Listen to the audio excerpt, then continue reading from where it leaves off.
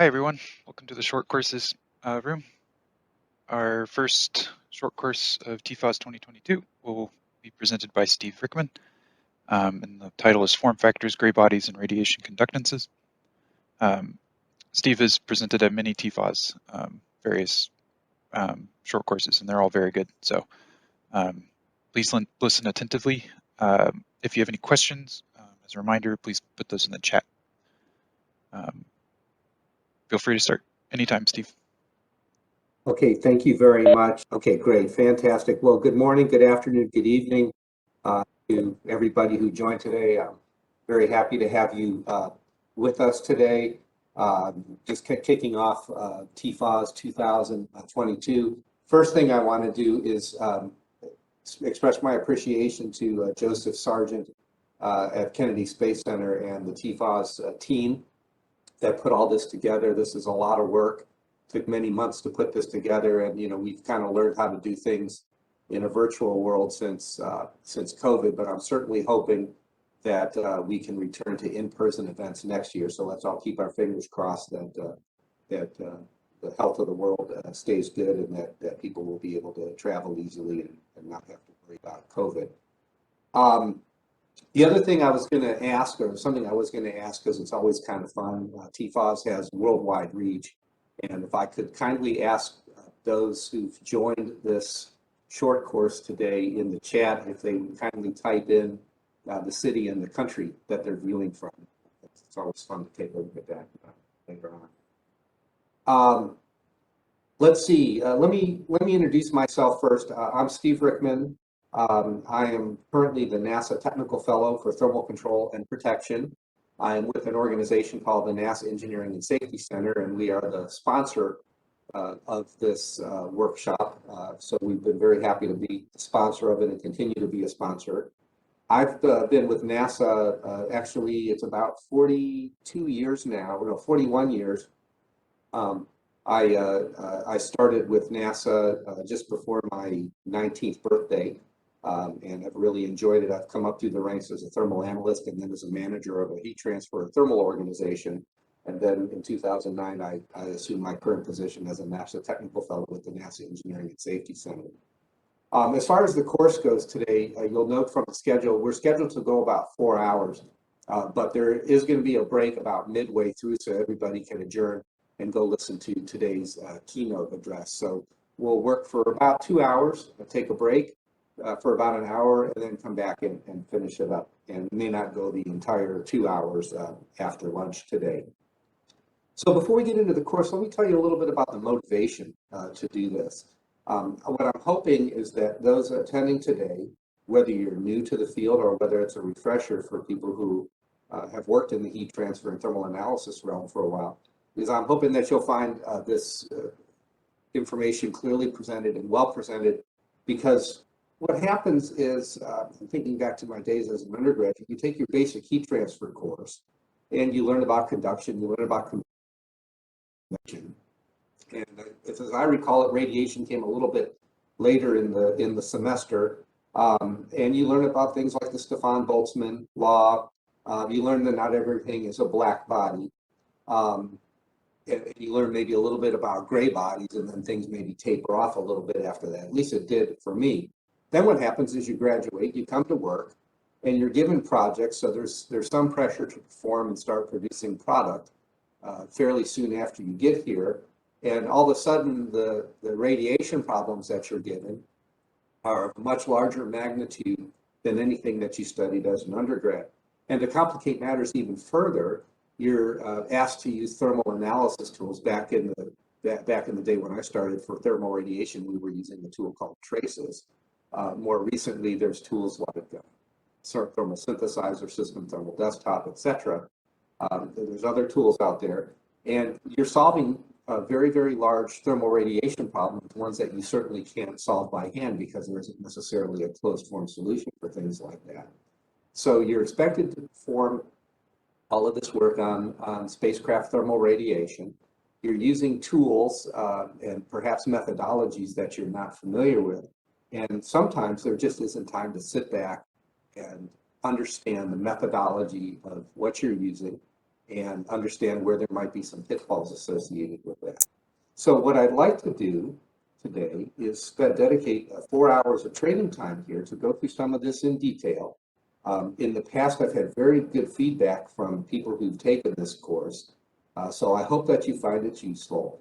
My contact information is at the end of this presentation, so I welcome any questions or comments you have via email. And I will also note, finally, that I do mention a number of tools throughout this, or maybe use an example for a given tool, but I'm not endorsing any particular tool. What I really want to focus on is the methodology today. So with that, let's move forward. So today's analysis tools, you can build some very large, complex thermal models. And if you've worked in space industry at all, you know that the thermal problems are dominated by radiation. And with these tools, you can easily solve these problems, but you really don't know, or unless you take some time, put it another way, it's worth some time. It's very important to take some time to understand the methodologies, the fundamentals of what's going on in those tools. So whether you're new or whether you're a seasoned veteran, it's really critical to be able to understand what's going on with these tools. So this lesson explores thermal radiation analysis techniques for form factors, gray bodies, and radiation factors, or I'm sorry, radiation conductances, or we call those RADKs for short. And again, if you're new to the game here, don't worry if you don't know what these terms are, because by the end of this lesson, if I've done my job correctly, we will have a good understanding of what they are. So let's talk about the scope of this analysis. Our ultimate product out of this is the radiation conductance, or RADK. And what we want to learn for this is the RADK and its role in thermal analysis. Along the way, we need to learn about these things called form factors. So we'll look at some form factor calculation techniques. Another bit down the road from form factors are things called gray bodies. So we're going to learn what gray bodies are, and we're going to learn how to calculate some of those. And then finally, we're going to get to radiation conductances, and we're going to apply it in an example so you can see the process from end to end. There's a lot of things that we're going to be doing, so I always find that a lesson roadmap is helpful. We'll start out with some very fundamentals. We're going to tell you what a RADK is, or a radiation conductance. And we're going to introduce the form factor, and we're going to show some techniques to calculate form factors. There's one called double area summation. There's going to be something called New-Cell sphere. We'll spend a little time on something called a cross-string method. And then we're going to spend a decent amount of time calculating form factors using Monte Carlo ray tracing. By the way, above and below some of these boxes in black, you'll notice some boxes in blue. Those are things I call asides. So our main line of discussion is going to be following the black arrowed path, but we're going to do a little bit of sidebar discussion on exact solutions. We're going to go through some examples to help you understand Monte Carlo method, etc. Once we talk about form factors, we'll talk a little bit about what's called reciprocity.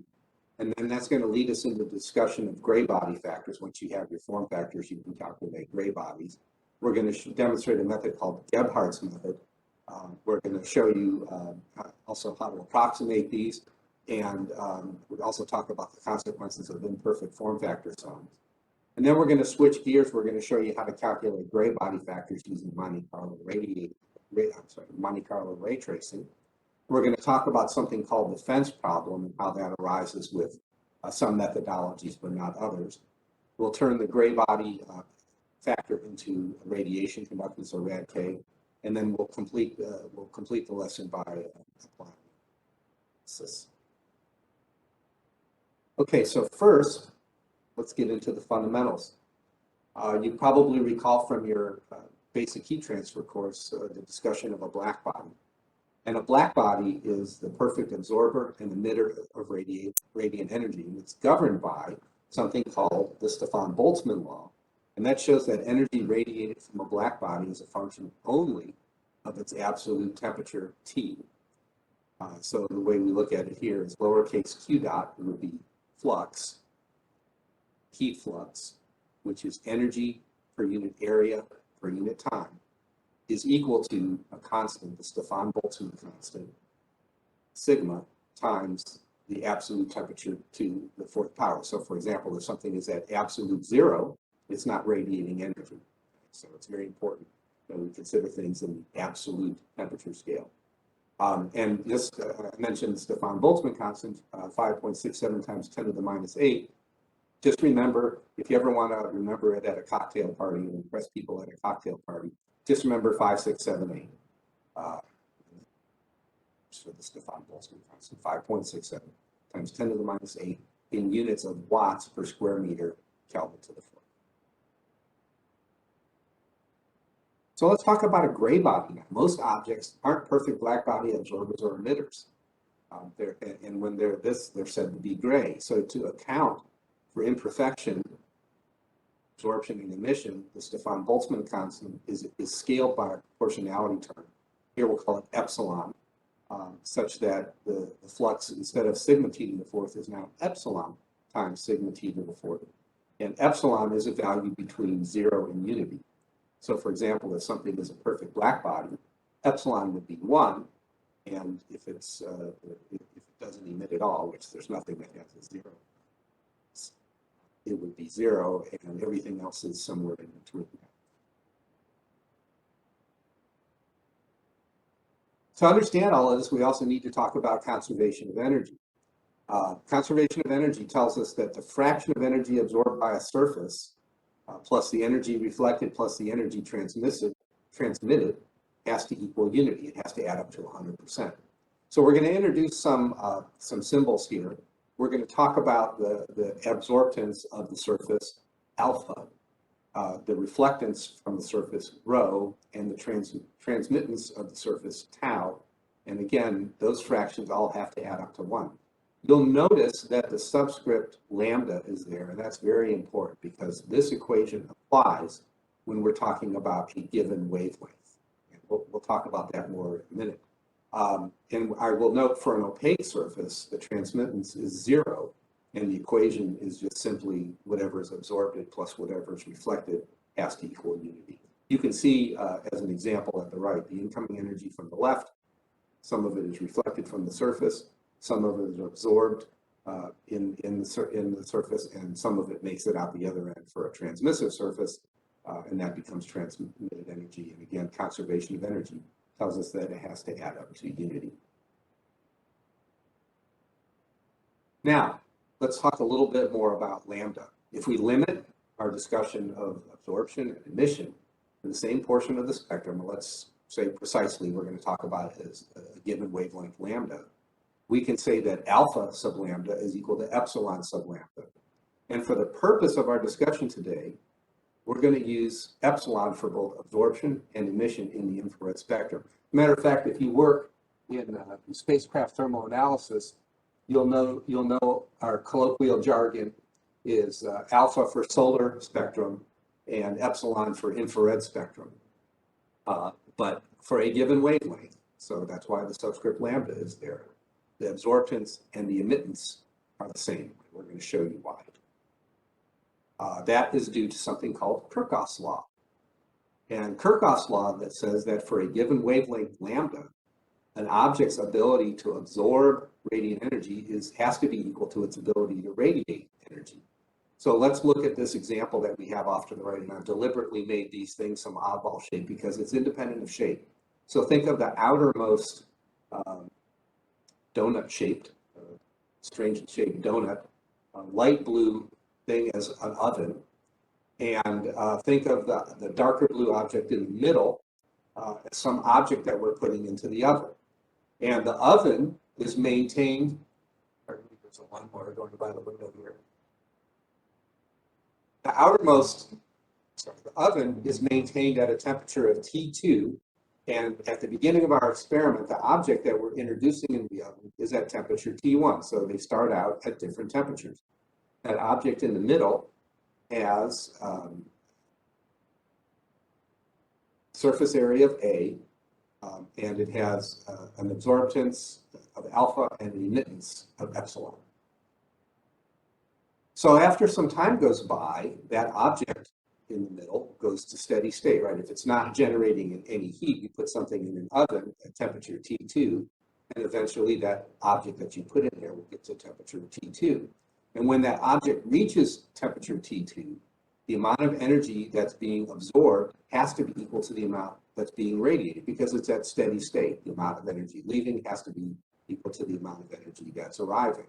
Or in mathematical terms at the bottom, if I look at the oven is radiating with sigma T2 to the fourth.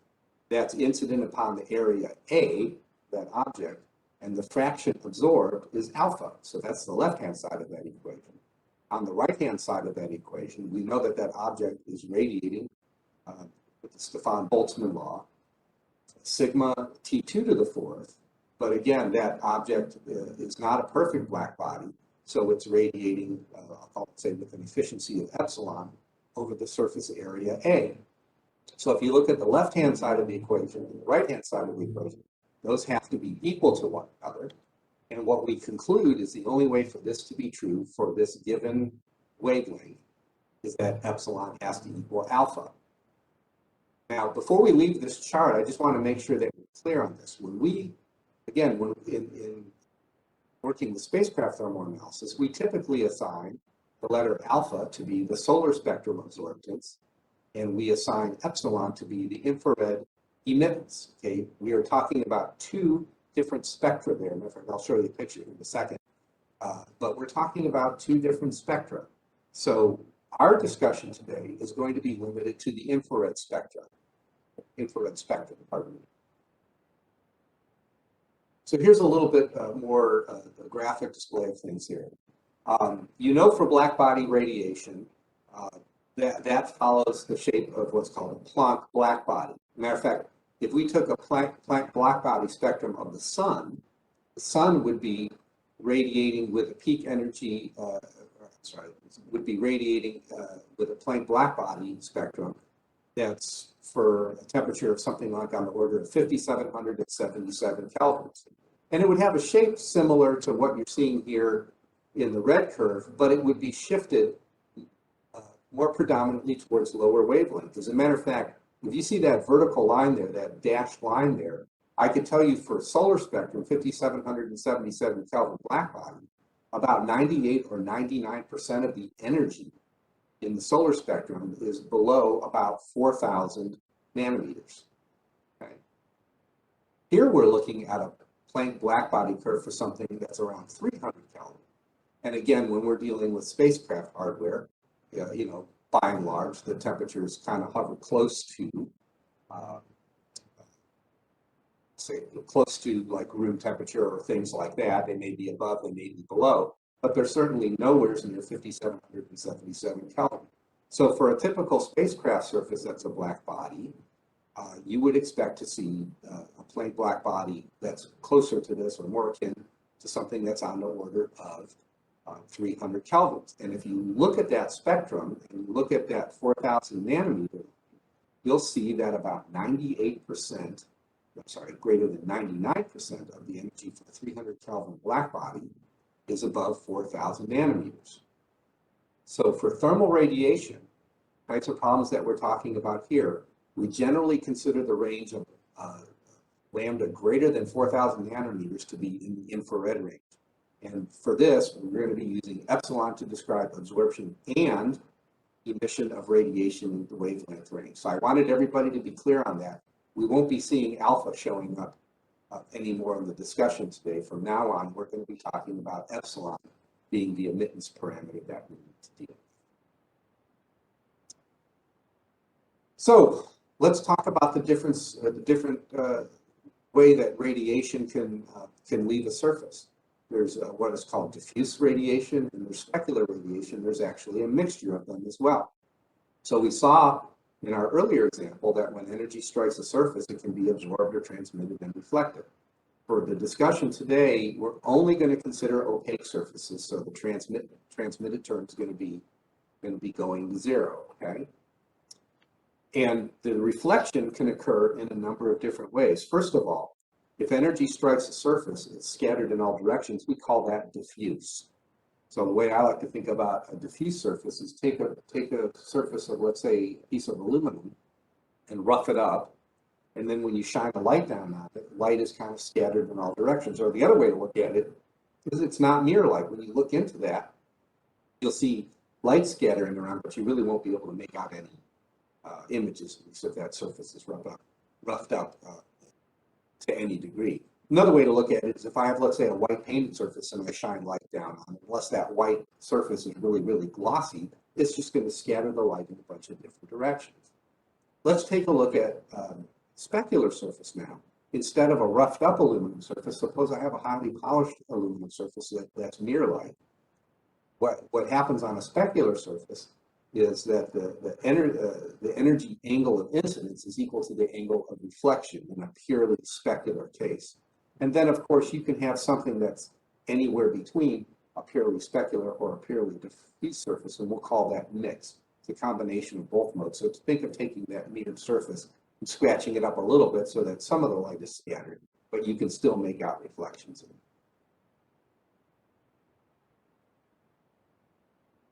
Sorry, went the wrong direction. Okay, so let's take a look at what a diffuse surface looks like. The energy striking the surface is scattered in all directions.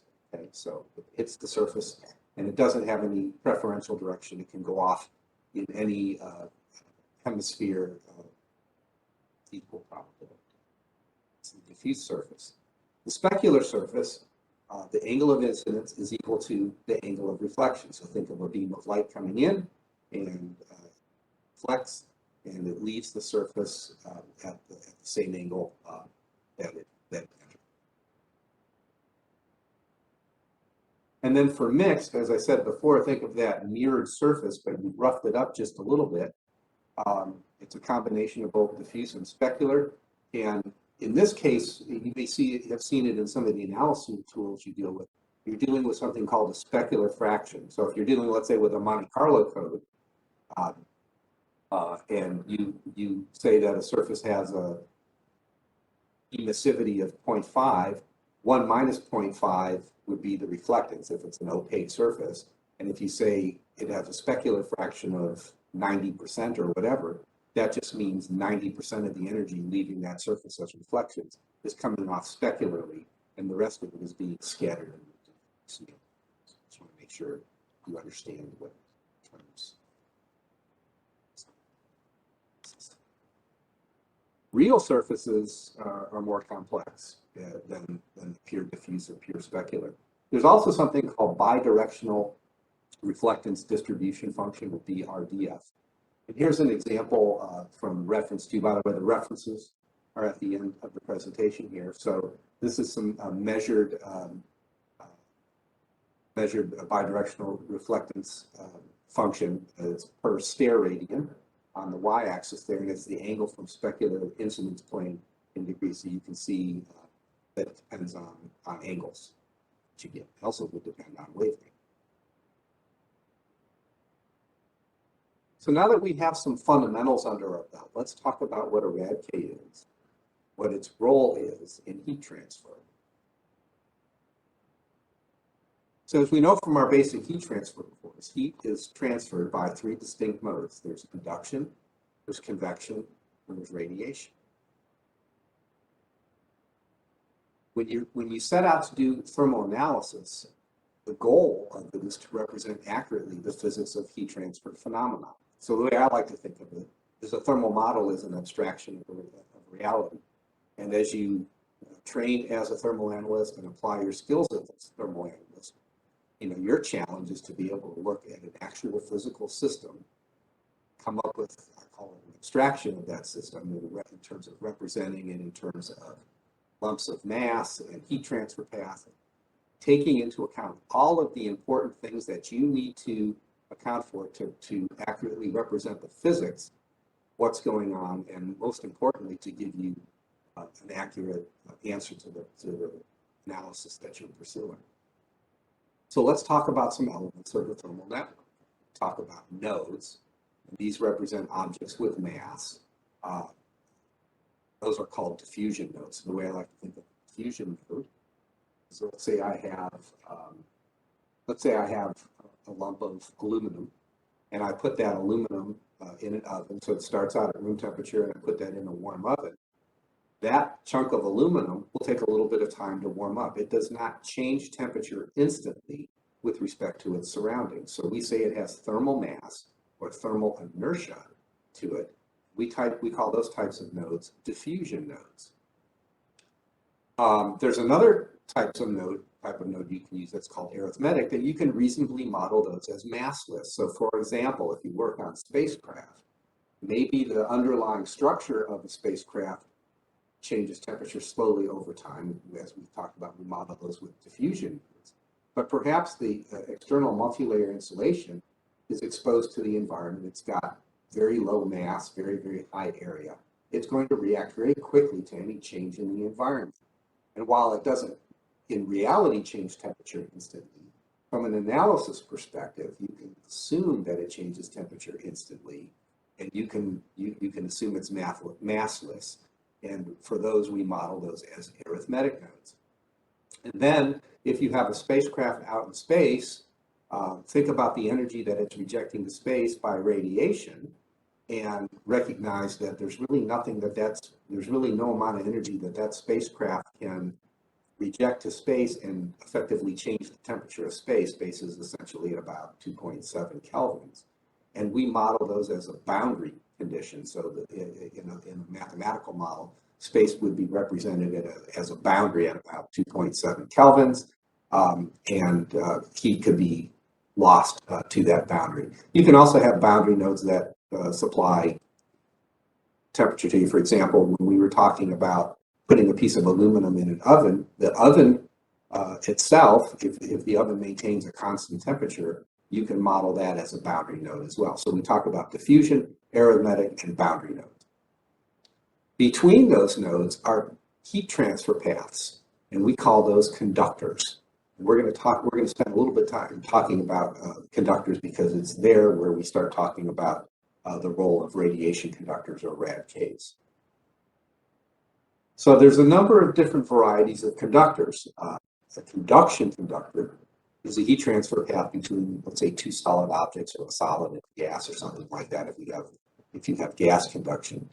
There's a convection conductor, which is a heat transfer path between a solid object or a convecting liquid or gas. And then there's this thing called a radiation conductor, which is a heat transfer path via electromagnetic radiation between two objects. So right there, we're starting to see something different here, whereas conduction and convection actually require physical objects to be present as to be the heat transfer medium. Radiation conductor doesn't require that. It's electromagnetic radiation between objects, and it can take place in a vacuum. It can take place in a participating medium as well, but it doesn't need a medium. It transfers through a vacuum. So maybe it's a little bit more difficult to wrap your brain around what a radiation conductor is compared to something that you can, say, see or touch, which would be a conduction heat transfer path, or a convection heat transfer path. So there's some other differences here that are really important to our discussion. A heat transfer via conduction and convection is proportional to delta T.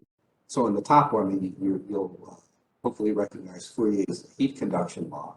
The heat transfer, which is energy per unit time, capital Q dot, energy per unit time, is going to be some conductance, we call it G, sub CO and B, so it's conduction, times delta T. So the two objects that are transferring heat to one another, heat transfer is going to be proportional to delta T, and it's also going to be proportional to the geometry of how those things are connected.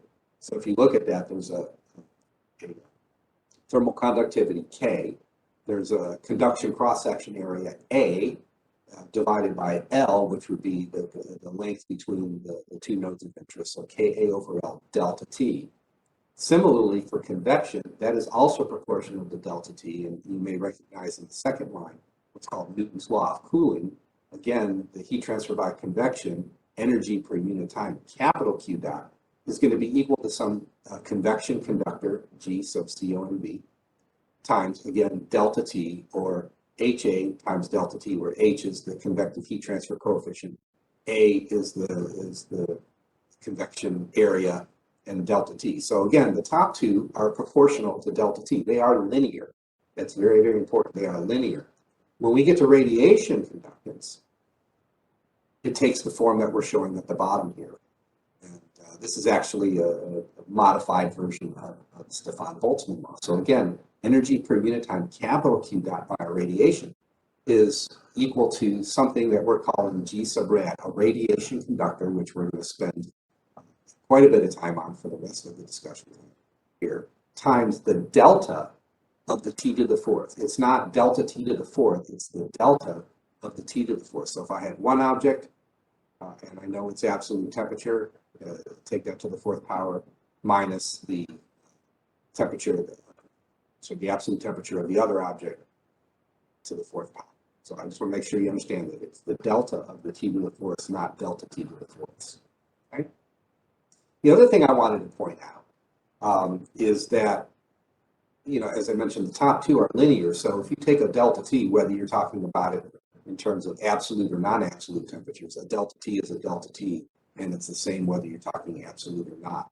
But when you're dealing with radiation, you absolutely positively have to deal with absolute temperatures. If you use Fahrenheit or Celsius temperatures, it won't work. You have to work either Kelvins or Rankines, depending upon that you're working with.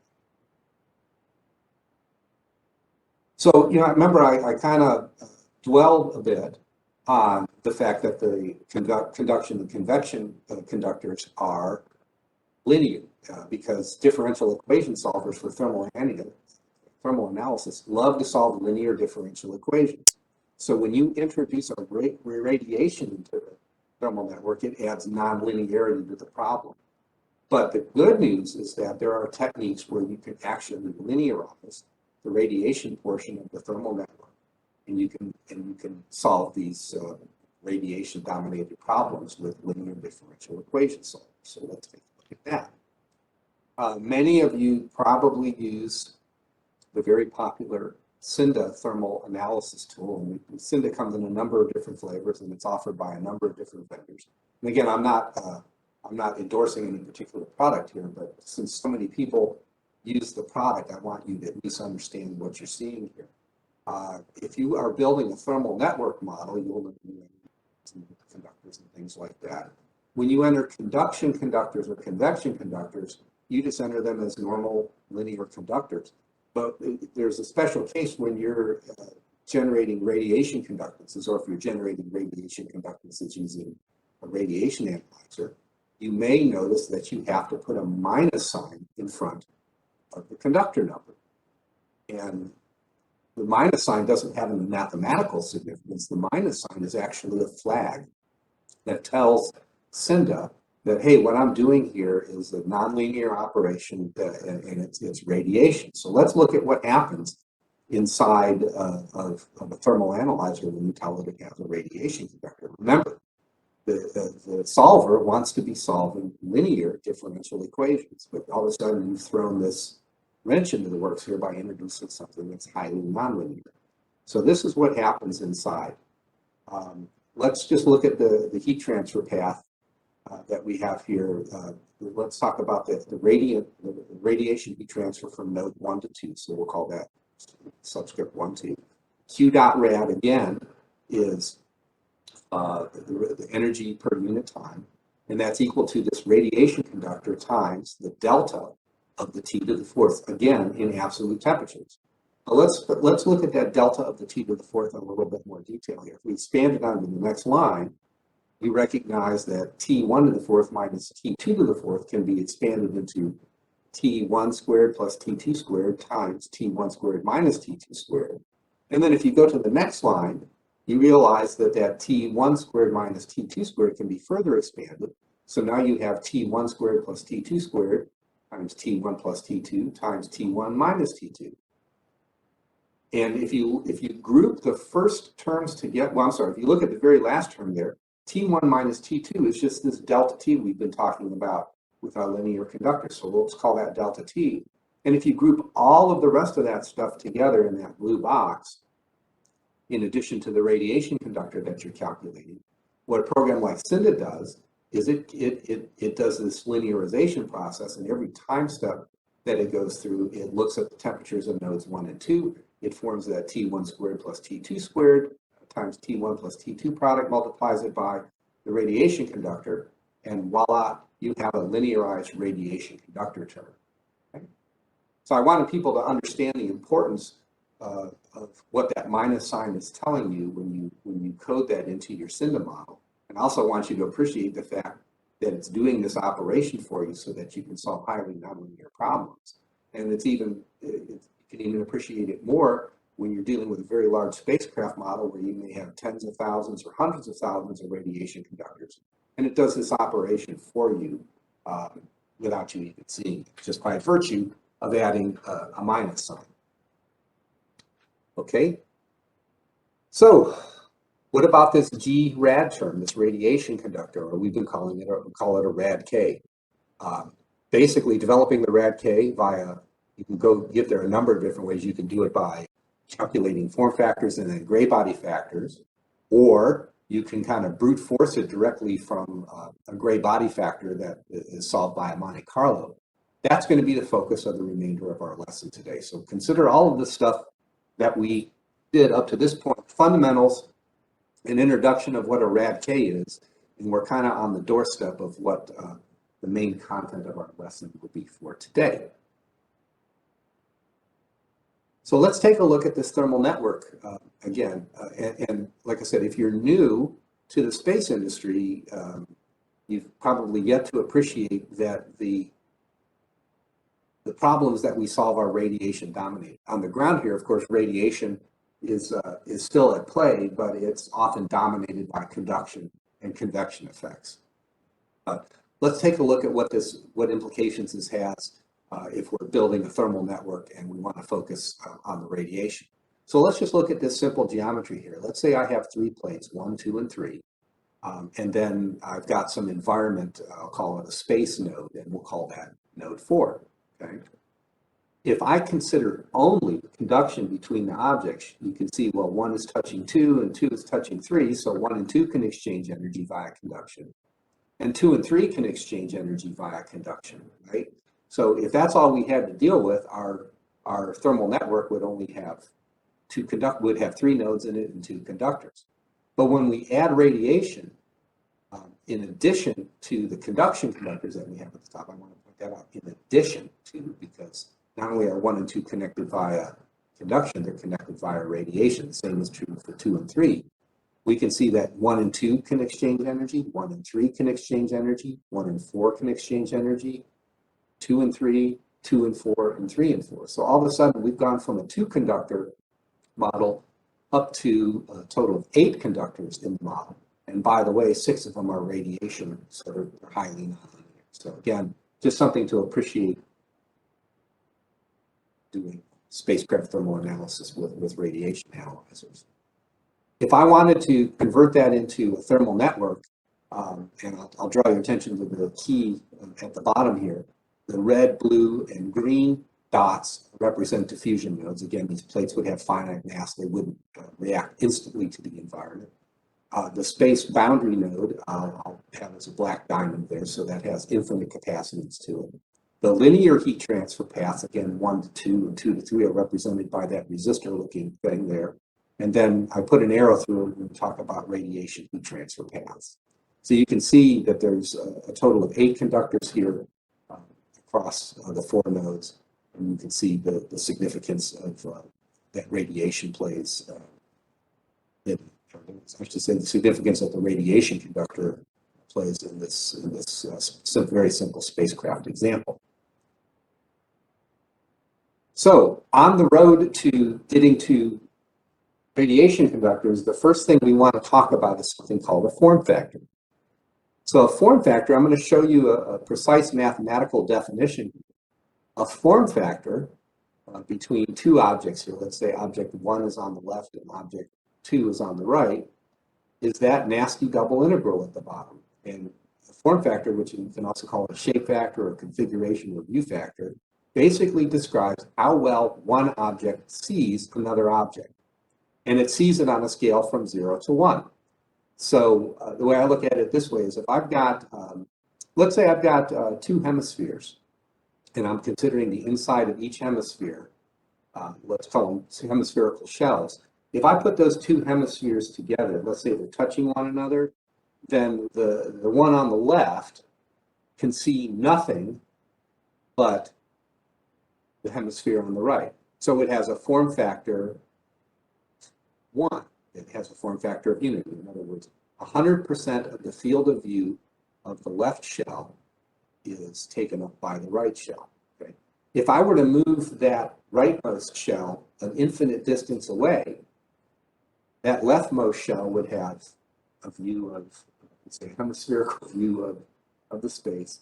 And as that shell on the right retreats, it fills up less and less of the field of view of the shell on the left. So the form factor goes from 1 and diminishes and diminishes and diminishes until that other shell gets an infinite distance away. Then the shell on the left will have a view factor of 0 to the shell on the right. Okay, so think of the number from 0 to 1 as being how well can one object see another object. Let me put it in terms of the planar surfaces that we have here. From a surface, pretend your eyeballs are the surface on the left, and let's say you have a hemispherical view of the space on one side of that square, that differential element. As the square or the differential element on the right gets closer and closer and closer, it starts filling up more and more of your field of view. Again, that form factor will go from 0, and as it gets right on top of you, that form factor will go to 1. You can appreciate the fact that the closer it gets, the higher the form factor goes. So you'll notice in the bottom of that double integral that as the distance r gets smaller, the value of that integral goes up. Okay. So you'll see it more as an example, but I just wanted everybody to understand. A form factor is a number between 0 to 1, and it's how well one surface sees another surface. Okay. Now, just a throwback to the past, how it was done in the olden days. Before there were really, really powerful computers available to calculate all kinds of form factors in very short time, they had to rely on ingenuity and other methods to determine what the form factor was between two objects. So a mentor of mine showed me, and actually kind of inherited from him, something called a form factometer, and it was used in conjunction with physical models to determine the key form factors for a radiation analysis. So imagine these partial spherical mirrors and the projection of a reflected image of a target surface on a unit circle.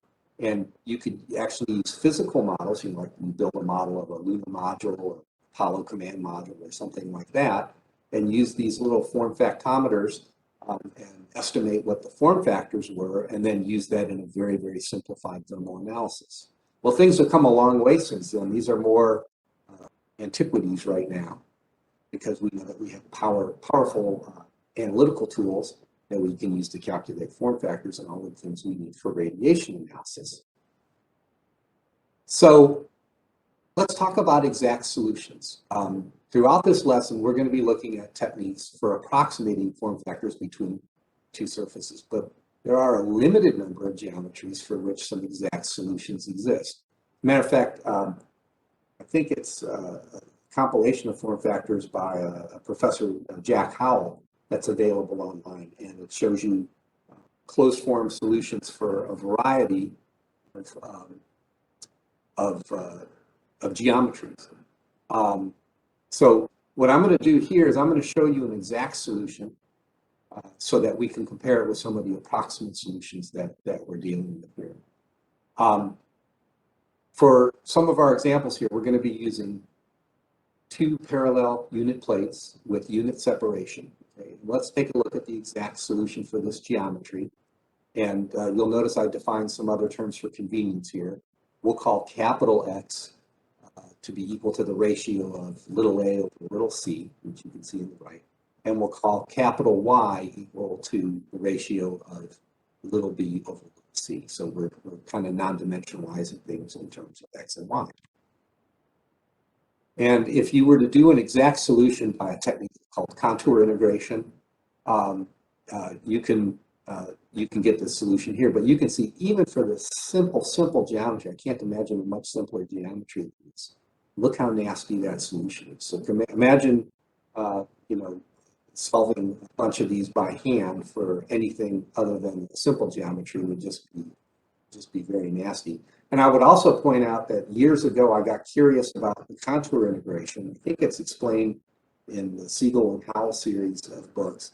I coded up the equations in a symbolic manipulator, and I think it took 19 pages print out and manipulation to get to this solution. So again, you don't want to be solving a lot of these by contour integration unless you're looking to discover a new form factor solution or publish a paper on something like that.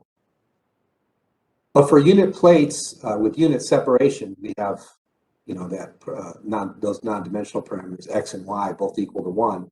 And when you plug it into the equation that I showed you, the exact solution for the form factor between 1 and 2 becomes 0.2. So keep that number in your hip pocket, because we're going to be comparing our solutions today to the ones that, you know, to this exact solution.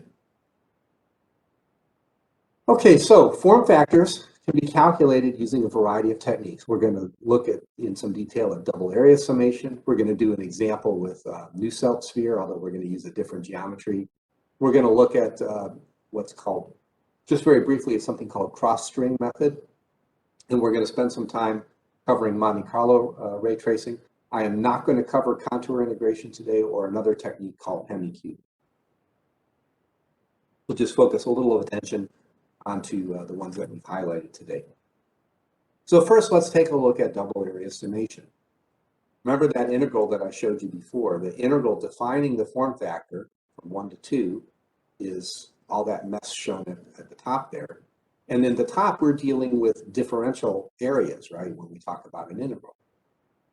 But what we can do is we can make something called a finite area approximation and replace these integrals and the differential areas with summations and deltas. Okay, so we're making a finite approximation there. So again, let's look at our two parallel unit plates separated by 1 unit.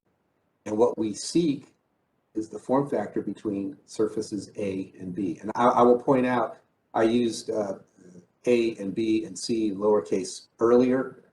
I'm not, they're not used in the same context here. I'm just labeling the lower surface lowercase a and the upper surface lowercase b. And all of the other dimensions are 1. Unit plates, unit separation. So let's look at a number of solutions. Let's look at the simplest solution here where we don't break this surface down into any smaller surfaces. Let's consider the case where each surface consists of 1 element. Just 1 by 1, okay? And then if I want to calculate the angles between the line connecting the element centers, then I can see, if I draw a line from that lower blue dot to the upper blue dot, those are that'll be the distance between them, r sub AB. And then if I want to look at the angle between the surface normals for each of those plates and that line connecting them, well, it just so happens for this example that the normals are aligned with that. So the angle that each of those make with the line connecting them is 0. And again, as we noted, since the plates have unit separation, the distance RAB between each element center is 1. Okay, so let's see how that does in our formula. I want to calculate form factor from A to B. It's 1 divided by the area of A, which is just going to be 1 because it's a 1 by 1 plate. I'm going to do summations. I'm going to do 1 element in the I direction. I'm sorry, 1 element on I, 1 element on J. And when I do that calculation there, our estimate for the form factor between A and B is 0.31831. Well, you remember, we just showed you an exact solution, which was 0.2. So, you know, not so good. We can do better, right? So let's see what happens when we try to improve our solution. Let's subdivide each element into 4 sub-elements. So the lower plate we're going to divide into 4 sub-elements, and the upper plate we're going to divide into 4 sub-elements. And we're going to apply the same calculation for each sub-element on the other surface. So if I have to do all of the angles from all of the surfaces, we're going to need a total of 16 calculations. So let's take a look at that. Again, here's an example here. showing you what turns out to be line 4 of this plate. So if I'm going from element 1 on plate A to element 4 on plate B, you can see the green line connecting them, Rij. You can see the surface normals from each of those. And just so you can see with each of those elements, the distance between those two node centers is 1.225 units. Turns out the cosine for the angles is 0.816 for each of those. And if I just calculate that, the form factor between those two sub-elements, it's 0.009. But that's just part of the solution. Because remember what I have to do is I have to sum all of this stuff up. So if I do this calculation, 16, all the 16 different permutations on here, and I calculate the sum, now my form factor sum for this level of approximation is 0.217. Well, that's certainly a lot better than the one that I had before. Before I calculated 0.31831, and now I'm down to 0.217. So things are getting better. It suggests that if I break these down into more elements, my solution is going to continue to improve. So let's play this out a little bit further. If I look at the number of breakdowns, let's say n at the bottom, and let's say that's equal to m. So let's say each plate is broken down the same amount here. Remember, if I had n equals 1 and m equals 1, then my solution was 0.31831 or whatever, which is, you can see on y-axis for n equals 1, it's up there. When I broke n equals m equals 4, then my solution gets a lot closer to the 0.2 value. If I were to do n equals m equals 9, it gets even closer. If I get n equals m equals 16, you can see that I'm approaching the exact solution there. So that's just kind of a demonstration of how the double area summation, if you do it with enough parameters there, is going to approach the exact solution that's given to you by the form factor. So now let's take a look at a different geometry. Let's take a look at a technique called Nusselt sphere method. The Nusselt sphere is a technique, it's one of many ways to calculate form factors.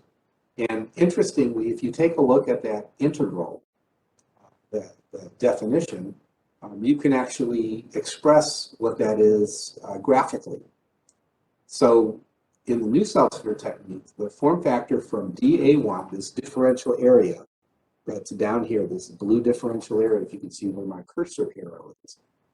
From dA1 to surface 2, in this case we're going to have it be a sphere, it's calculated as the area projected, this light gray area here, divided by the area of the base of this hemisphere. So let's take a look at what we're doing here. If I have a differential area, extend lines out here to be the tangent points on whatever surface I have out here. If I project that down onto this unit sphere, and then I project it down onto the circle, if I take the area that's projected divided by the total area of this circular part of the hemisphere here, that's equal to the form factor. That's the same as solving that integral, okay?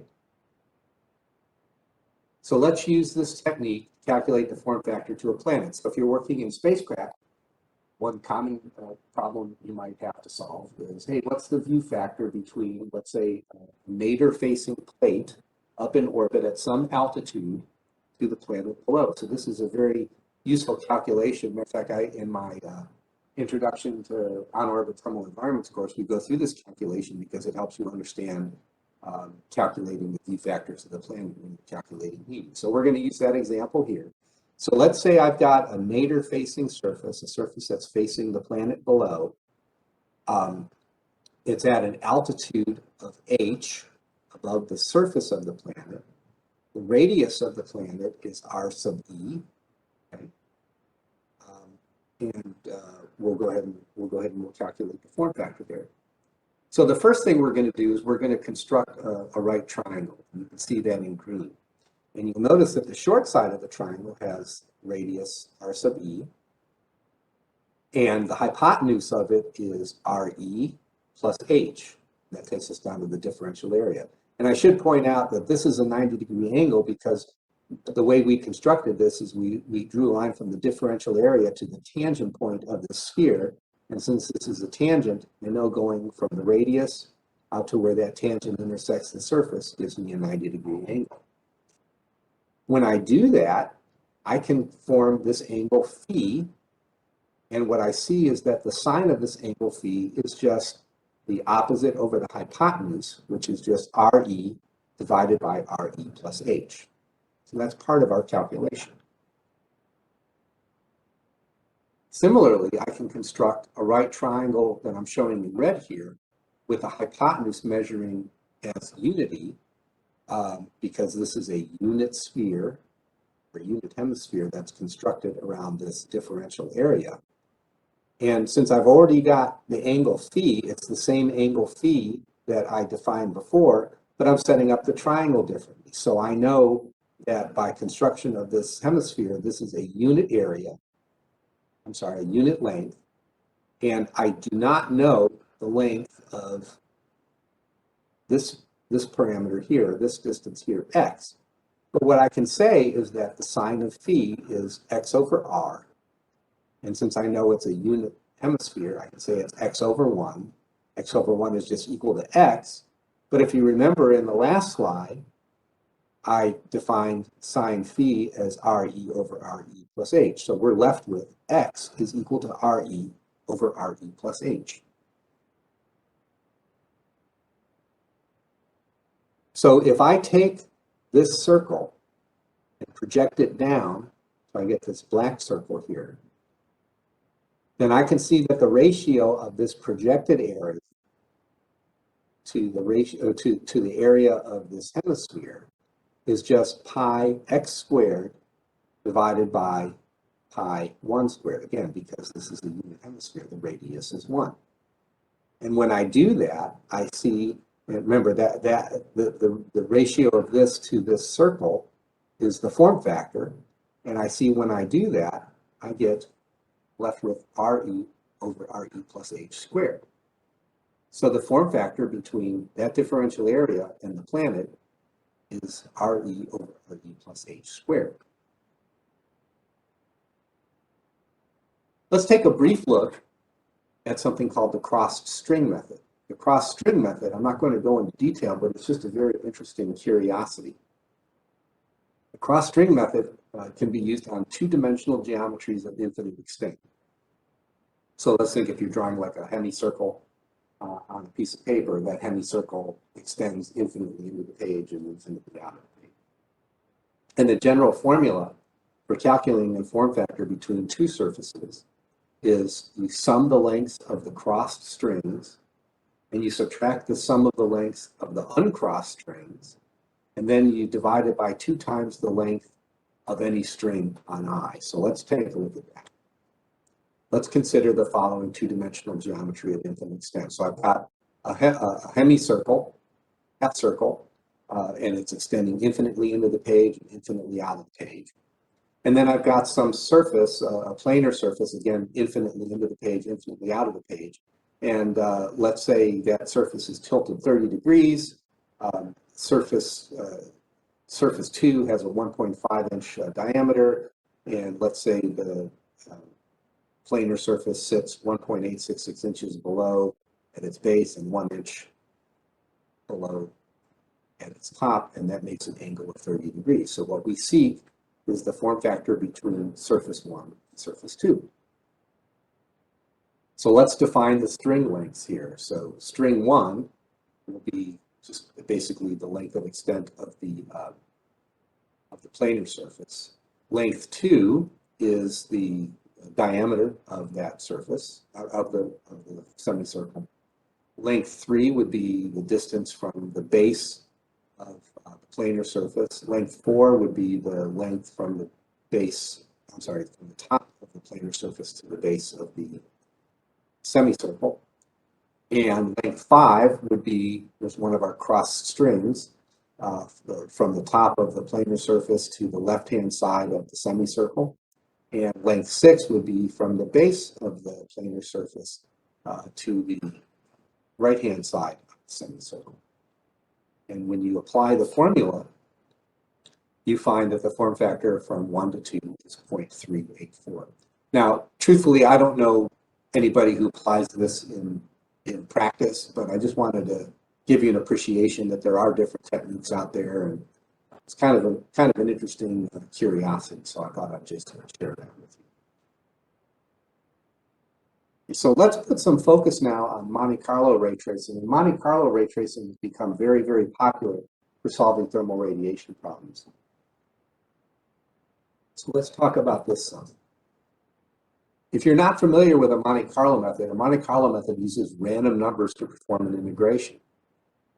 And I remember when we were first introducing this to our fellow analysts decades ago, you always get some strange looks from somebody when you say, well, what do you mean if I solve this same problem twice, I'm not going to get the same answers? Well, we're going to show you why you can put some confidence in this. So you can ask the question, how can a random number be used to accomplish such a feat?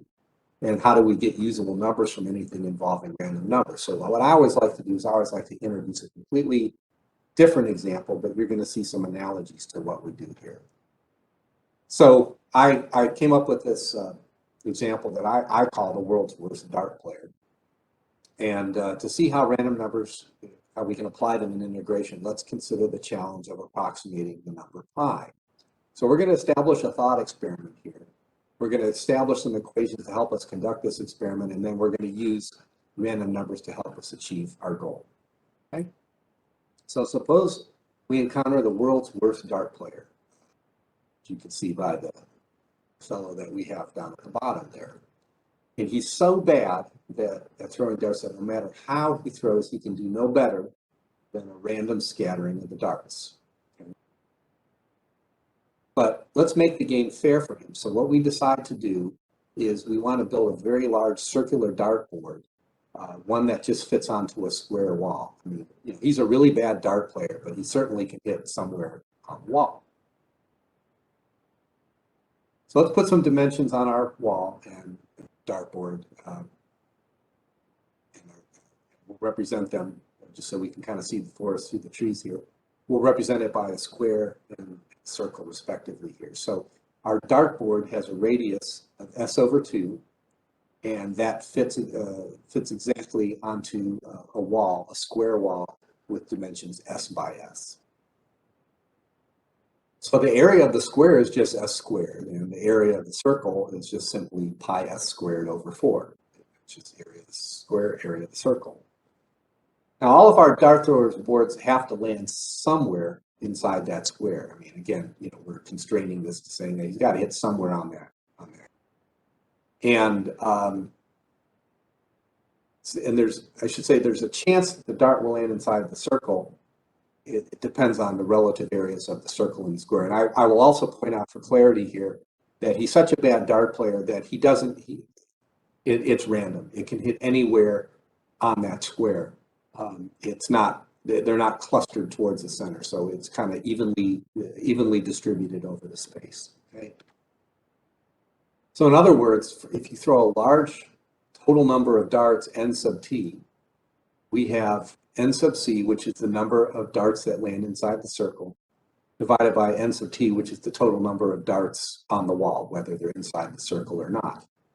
And you see, if he throws with an even distribution, if he doesn't have any preferences to where they land, the ratio of the number of darts that land inside the circle to the total number of darts thrown is proportional to, or can be approximated by, the area of the circle divided by the area of the square.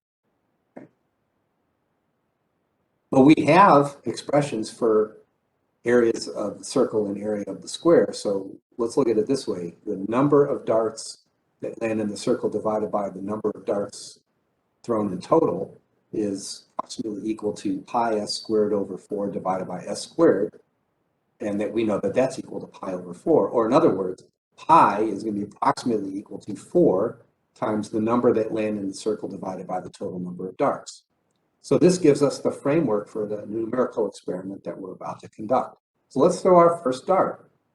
If it lands inside the circle, then our estimate of pi is total number of darts thrown is 1, and we can say that pi is approximately equal to 4 times 1 divided by 1. In other words, the one that landed in the circle divided by 1 total, which is equal to 4. Well, for one dart, 4 and 3.14 of 159 aren't too far away. So if you're only allowed to throw one dart, that's not too bad.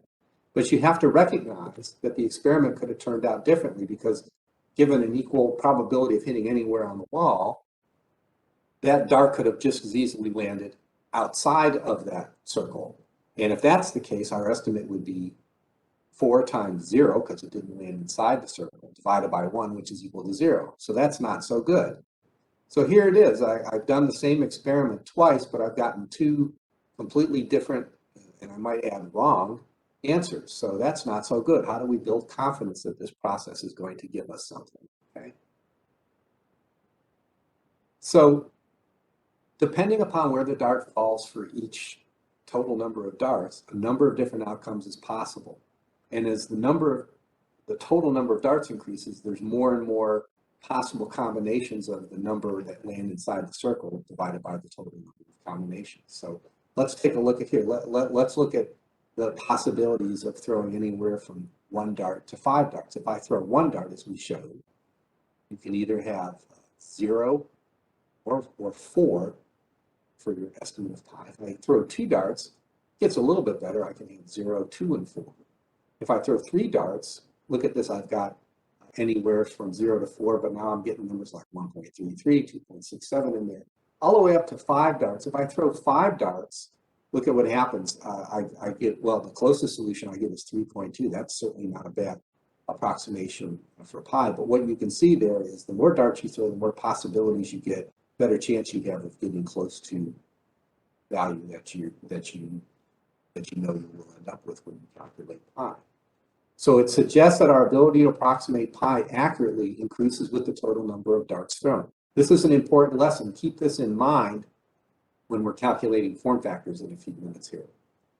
Also, as the total number increases, the addition of a single dart has less of an effect on the approximation of pi. Again, keep that in mind when you're calculating form factors later. This starts to get us away from the, what do you mean if I get a different answer here? Well, if I throw 1,000,000 darts, the number I'm going to get is not too different than if I throw 1,000,001 darts here. In other words, it starts getting beyond the point where any changes in the solution, any incremental changes in the solution, are anything meaningful to the analysis that you're doing. So instead of throwing just a few darts here, let's see what happens when we throw thousands of darts here. On the x-axis, I have total number of darts thrown, and on the y-axis, I have this estimate of pi. And by the way, this was a very easy thing to set up in Excel if you want to do the experiment for yourself here. But what you can see here is for a very few number of darts thrown, you can see there's a wild variation in pi, and it's only when you start getting out to hundreds of darts that the solution that you have starts converging on a value that closely approximates pi here. As a matter of fact, as you get further and further to the right, what you see there is that you start getting less and less variation away from pi there. So in other words, the consequences of adding that extra dart very far out to the right here is less consequential than if you only threw a few darts and you add an additional dart to this. So what this is showing is that if you throw enough darts, you can come up with a pretty decent approximation of pi. Yeah, got ahead of myself here, but that's pretty much what I wanted to do. Okay. I would also point out that you will notice that there are instances here where the Monte Carlo solution actually crosses, going up, going down, the value of pi there, and you could say, well, why don't you just stop at this point? This happens to be an example where we know what the exact answer is. In many of the problems that you saw, a lot of the form factor problems with some geometries that don't necessarily have, or that do not have, the exact closed form solution, you don't know what the answer is. So your only choice is to solve the problem sufficiently so that the number isn't changing appreciably, because you don't know what the exact answer is. You can only numerically approximate.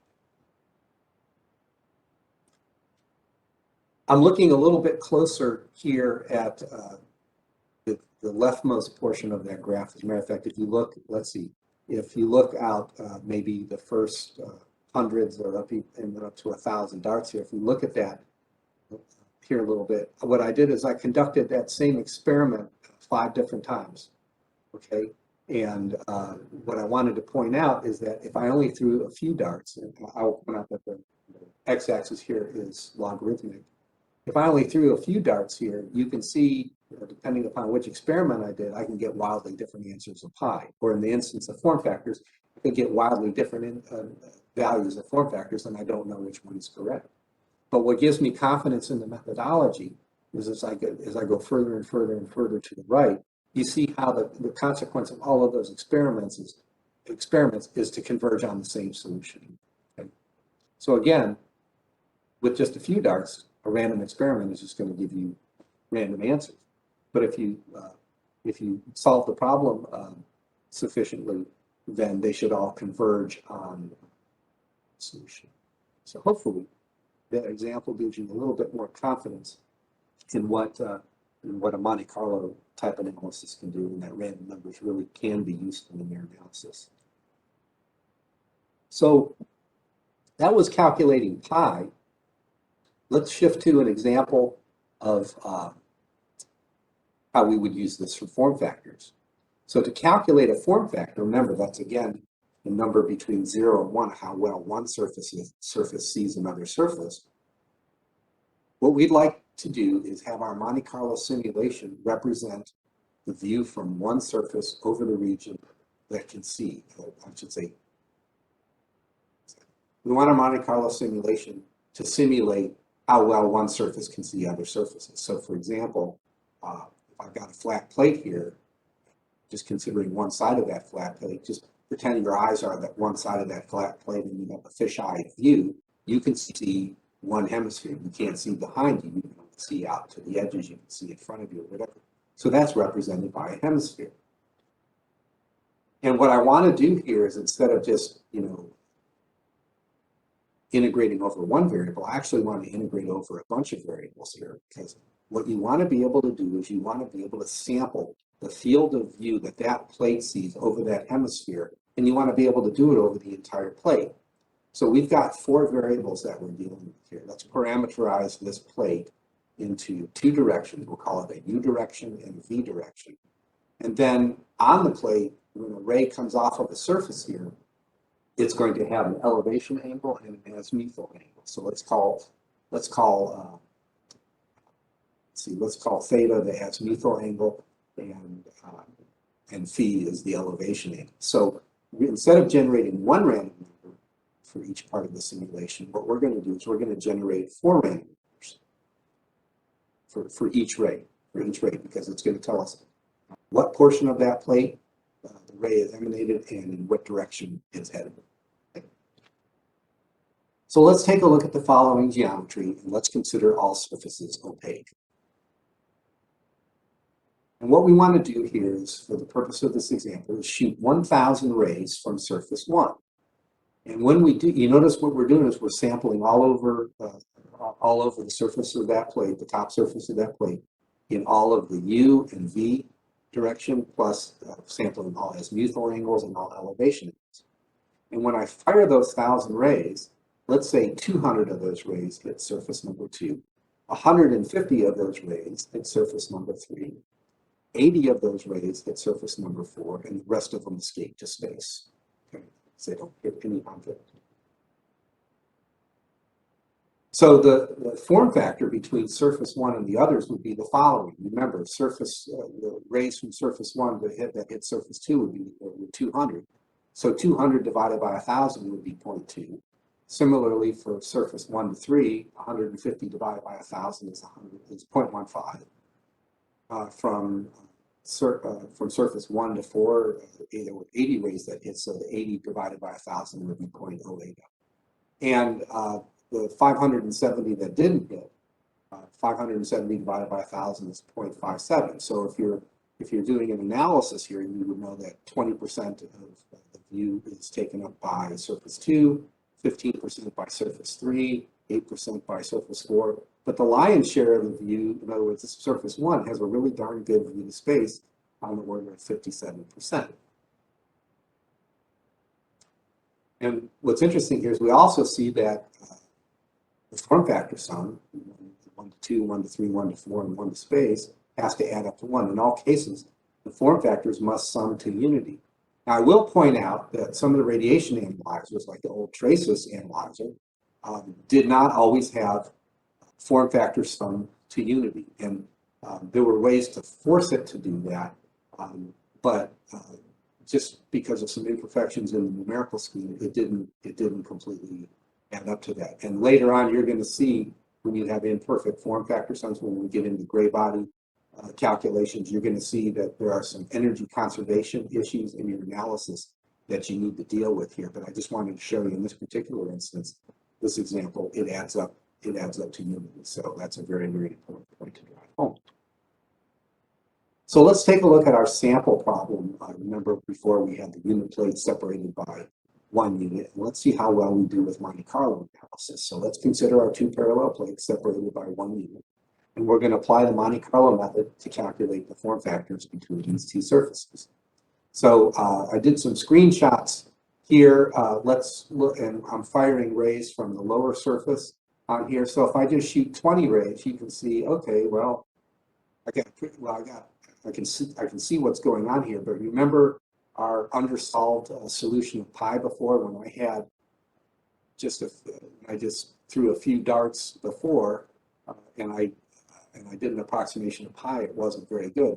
Moreover, when I did that experiment a number of different times, again with a few number of darts, I got different answers here. You might expect the same problems here. If I were to do this experiment again and do 20 rays, you might get 20 different rays.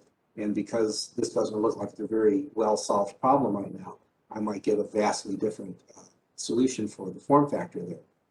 If you look at the second box down on the left, here I'm firing 220 rays. Well, now I'm getting a little bit better sampling of the space. I'm getting a better sampling of the hemispherical space on this. Again, 420 rays at the bottom, and then 720 rays. You can start seeing, well, yeah, I really am sampling over the entire hemisphere. I might expect that my solution going from 20 rays to 220 rays to 420 rays to 720 rays is going to improve.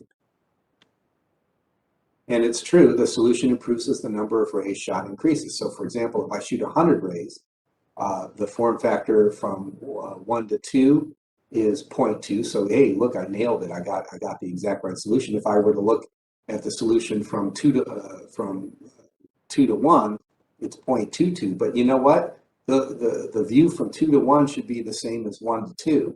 So look at that. I'm not getting a good solution right there. If I look at the solution from 1 to 2, it just by coincidence happens to be dead on, and I've got 0 in it. But if I compare the solution from 2 to 1 with the exact solution, I'm like 10% in error there. And I would point out again, this is for a situation where I know what the exact analytical solution is. Imagine yourself working on a complex spacecraft geometry, and you really don't know what the solution is a priori. You have to ensure that your model is solved sufficiently so that you have confidence in your solution. So even though by coincidence I have a perfect solution from 1 to 2, even out to 200 rays per node, that's little comfort because I don't necessarily know what the right answer is. As a matter of fact, when I go to 200 rays, I notice my solution from 2 to 1 drops to 0.19, and there I'm like 5% in error. Okay. And then when I do 400 rays per node, I notice my solution from 2 to 1 is exactly correct, but now my solution from 1 to 2 is off. And again, you might start out as being an absolute perfect solution, but when you add more rays, you start introducing, so I'll call it some wobble in the solution, so you could vary from that. The key to it is to solve it with enough rays where that additional increment is really not going to make much difference. So let's kind of fast forward down the number of rays column to where we get down to, in this particular instance, I'm solving 1,000,000 rays per node. You notice what my solution is there is 0.2002 for form factor from 1 to 2.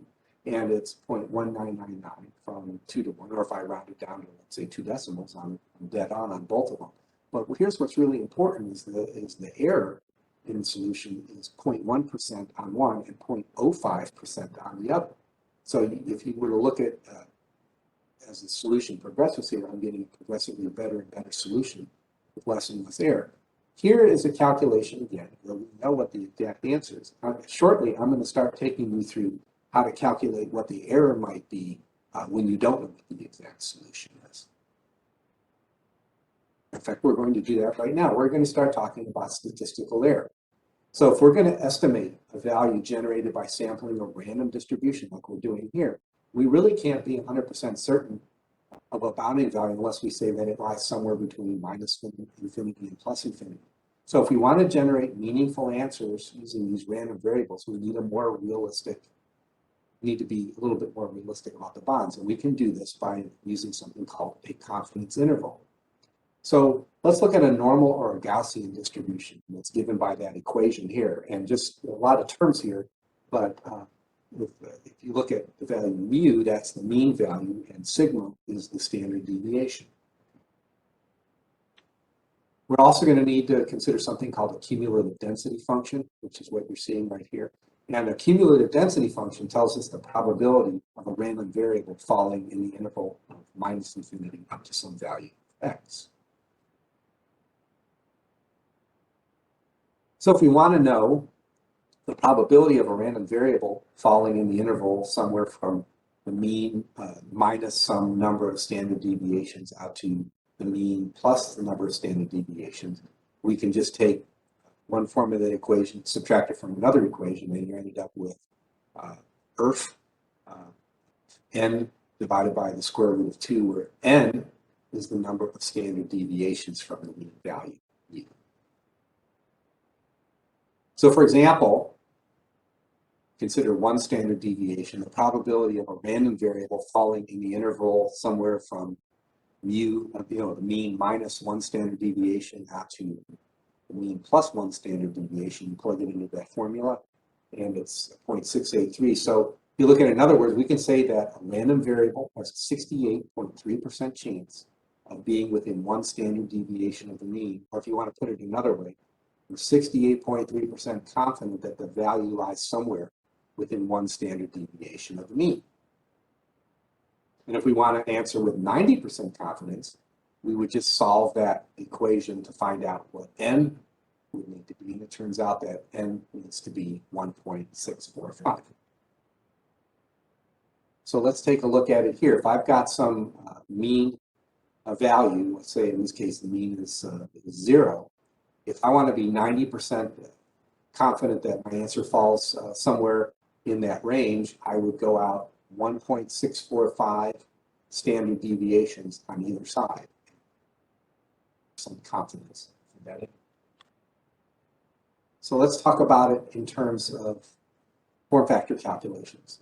Remember, we're shooting rays here, and when we shoot a ray for a form factor, it can do one of two things. It can either hit a surface or it can miss a surface.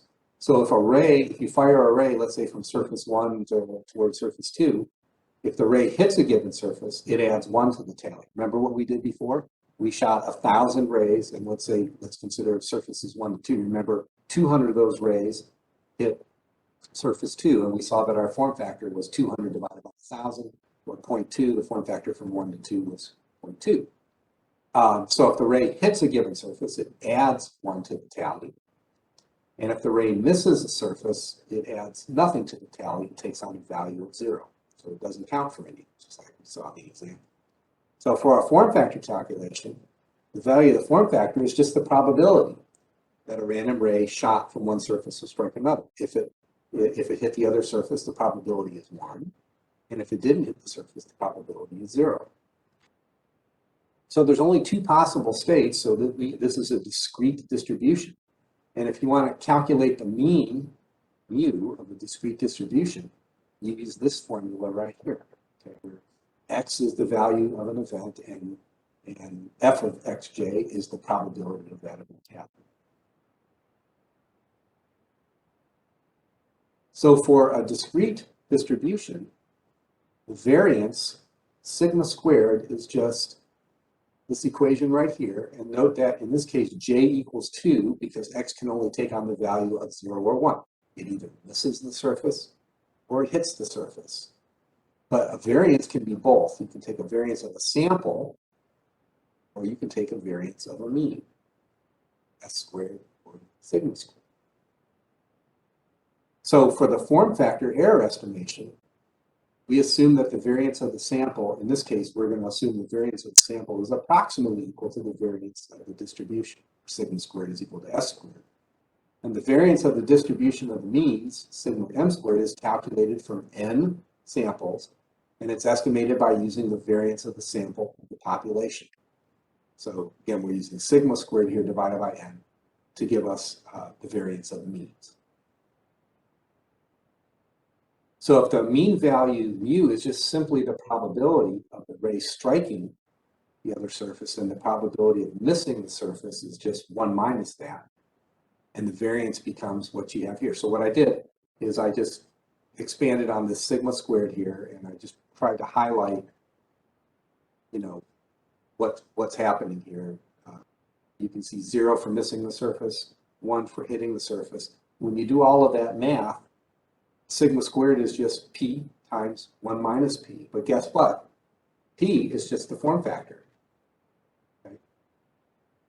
Kind of jumped ahead a little bit here, but it'll just be, you're going to see that it turns out to be the form factor. So what we really see is the variance of the means, okay? Because as I just showed you, that sigma squared is equal to p times 1 minus p. So the right-hand side of the top equation is just sigma squared over n, or p times 1 minus p divided by n. So if you want a 90% confidence interval, remember we have to multiply it by 1.645. And what we end up with is the error there is equal to 1.645 times the square root of 1 minus p divided by np.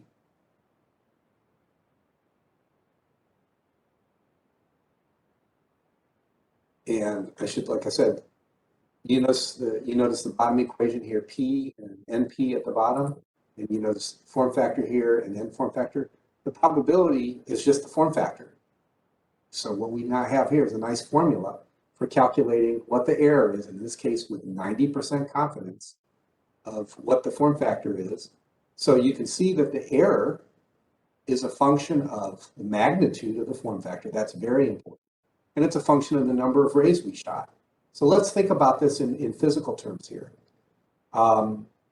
Remember I showed you earlier with not only our example on pi, but even when we were firing rays from the lower surface to the upper surface, you saw that as the number of rays increased, we got a better solution. In other words, our error went down. The other thing you'll see is if I were to move one plate closer to the other plate, the form factor, I mean, just from a physical sense, the form factor from one to the other gets higher, right?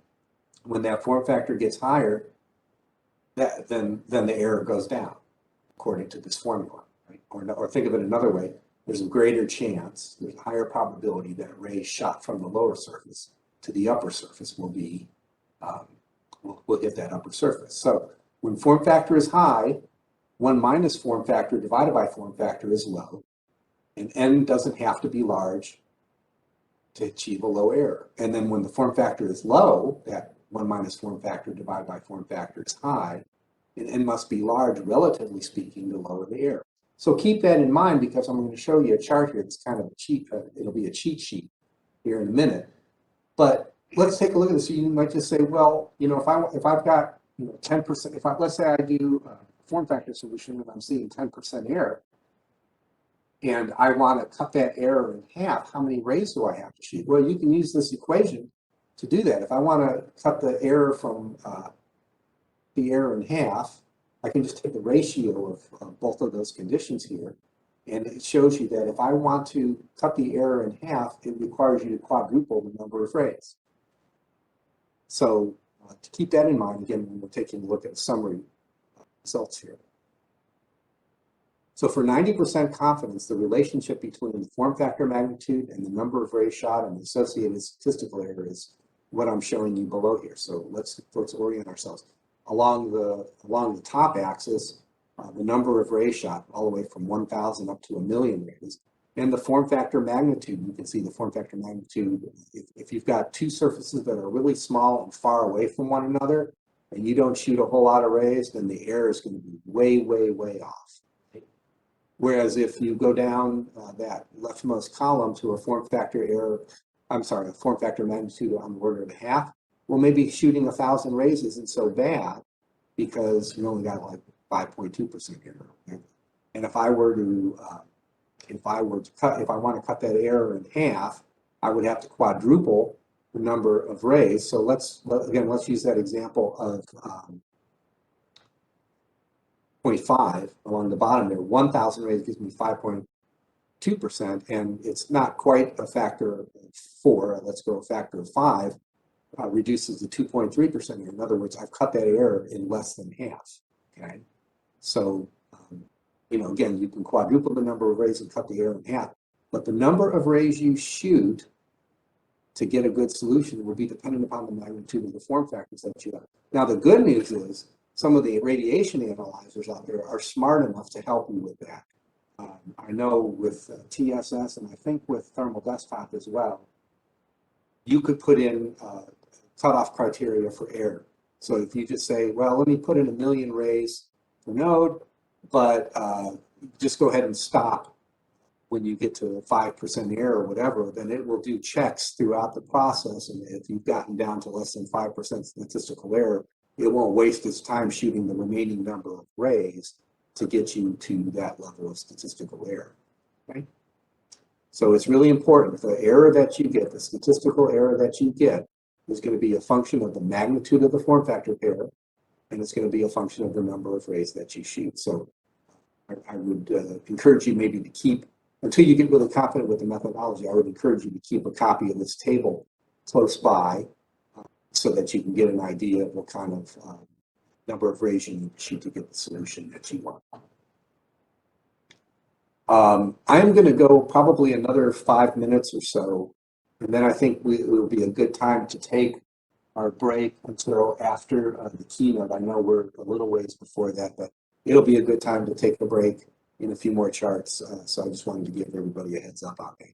So let's take a look at form factor reciprocity and combinations. For two nodes, I and J, there's the following relationship holds. It's basically the area of the first one times the form factor between the first and second one has to be equal to the area of the second one times the form factor from the second to the first. It's called reciprocity.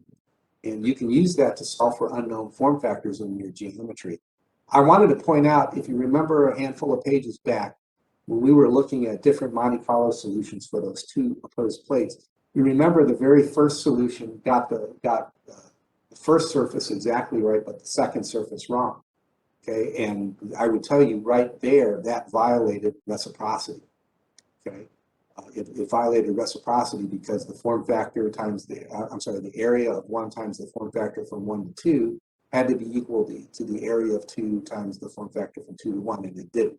So that's another test as to whether or not your model is properly solved, as if it passes reciprocity type tests. But just pointing it out here, you can use this to solve for form factors in your geometry. So reciprocity in combination with form factor algebra can be used to identify the following relationships. You know that A1FF13 is equal to A3FF31, and you can use the following geometry there, and you can show all of those different relationships there. So let's look at the form factor relationship for a cube. And after we do this, I'll stop. And if there's some, Jedediah, if there's some questions in the cube, maybe we can spend a few minutes on questions and then adjourn in time so people can attend the keynote. So let's look at the form factor relationships for a cube. If I'm looking at the inside of a cube, I know that all of the form factors have to sum up to 1, or I should say from surface 1 up to all the other ones, because the rest of the cube fills my entire field of view, so I am 100% blocked from space there. So the form factor from 1 to all of the other surfaces has to sum to 1. So I know the form factor from 1 to 2 is 0.2 because we did that exact calculation earlier, which tells me that the form factor from 1 to the summation of surfaces 3, 4, 5, and 6 has to be 1 minus that, right? Whatever I'm not seeing from 1 to 2 has to be taken by the other surfaces. So when I do that, 1 minus 0.2 gives me a form factor of 0.8 from 1 to those other surfaces, right? But, there's nothing special about 1 to 3 or 1 to 4 or 1 to 5 or 1 to 6. So what I can infer from that, because of the symmetry, is that the form factor from 1 to 3, and the form factor from 1 to 4, and the form factor from 1 to 5, and the form factor from 1 to 6 is also equal to 0.2. So this is a situation where the form factor from surface 1 to every other surface inside that cube is equal to 0.2, which is kind of an interesting geometry. And we're going to use this result in an example problem later. So I think this is a good point to stop. Jedediah, I hadn't been monitoring the chat. Can you tell me if there are any questions in the chat, and can we take a few minutes and go through those? Yeah, there's one from near the beginning. The question is, in the mixed reflection in the figure with the reflective, diffuse, and reflective specular, means that the reflective energy is diffusing on the surface while the reflective energy is specular to ambient. I don't entirely understand the question, but Okay, well, let me elaborate on that a little bit, because I think I might know what they're talking about here. So there's I should point out, there's stuff that can go on at the surface, and there's stuff that can go on inside the surface, and there's stuff that can go on when it's transmitted. So I spent a little bit of time talking about like a polished mirror versus a roughed up surface. That's the difference between diffuse and specular, and depending upon how much you scratch up that mirrored surface, tells you what your mix is between diffuse and specular. For one thing, and maybe this is what the person who asked the question was asking about, is recognize that that can also happen with transmitted energy.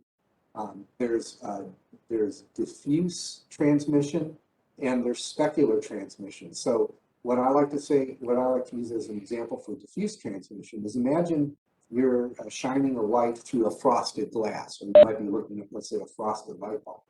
That light is, when that light goes through there, it's scattering all over the place here.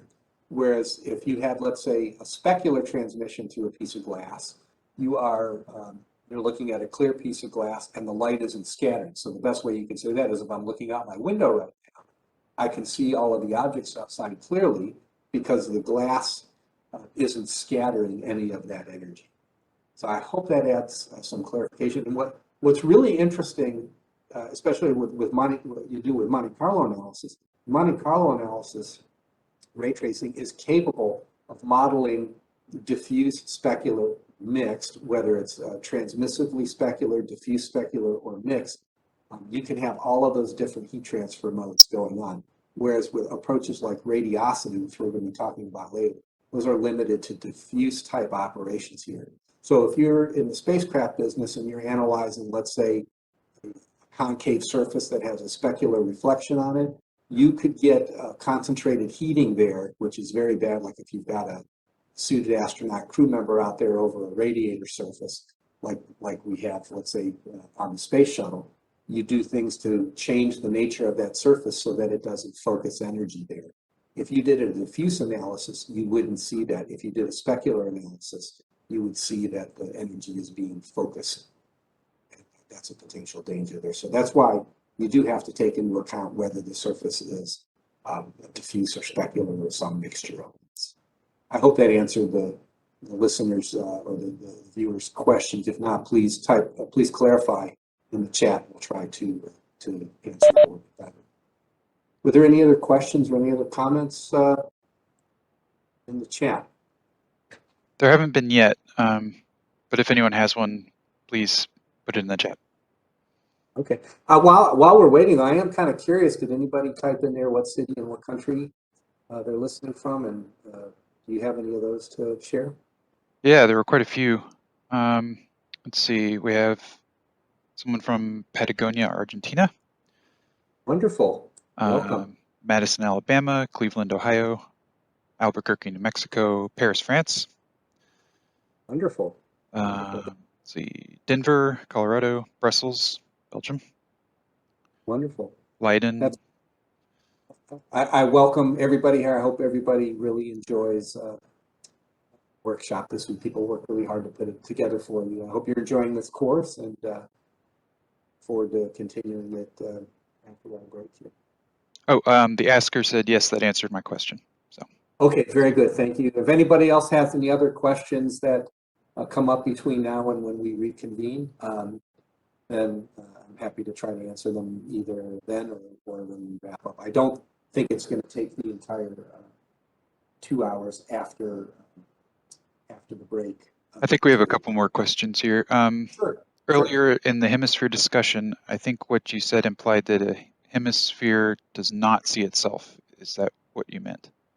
Yes, and I should have stated that. I'm implying that the hemisphere does not see itself. I think next time I offer that example up, I'll just talk about it in terms of flat plates. But thank you for clarifying that. You're absolutely right. And then another one. I had a case where I may actually want to use the cross-string method as a low-order fast method. What defines a string? Okay, so let's see. Let's go. Let me go jet back to that.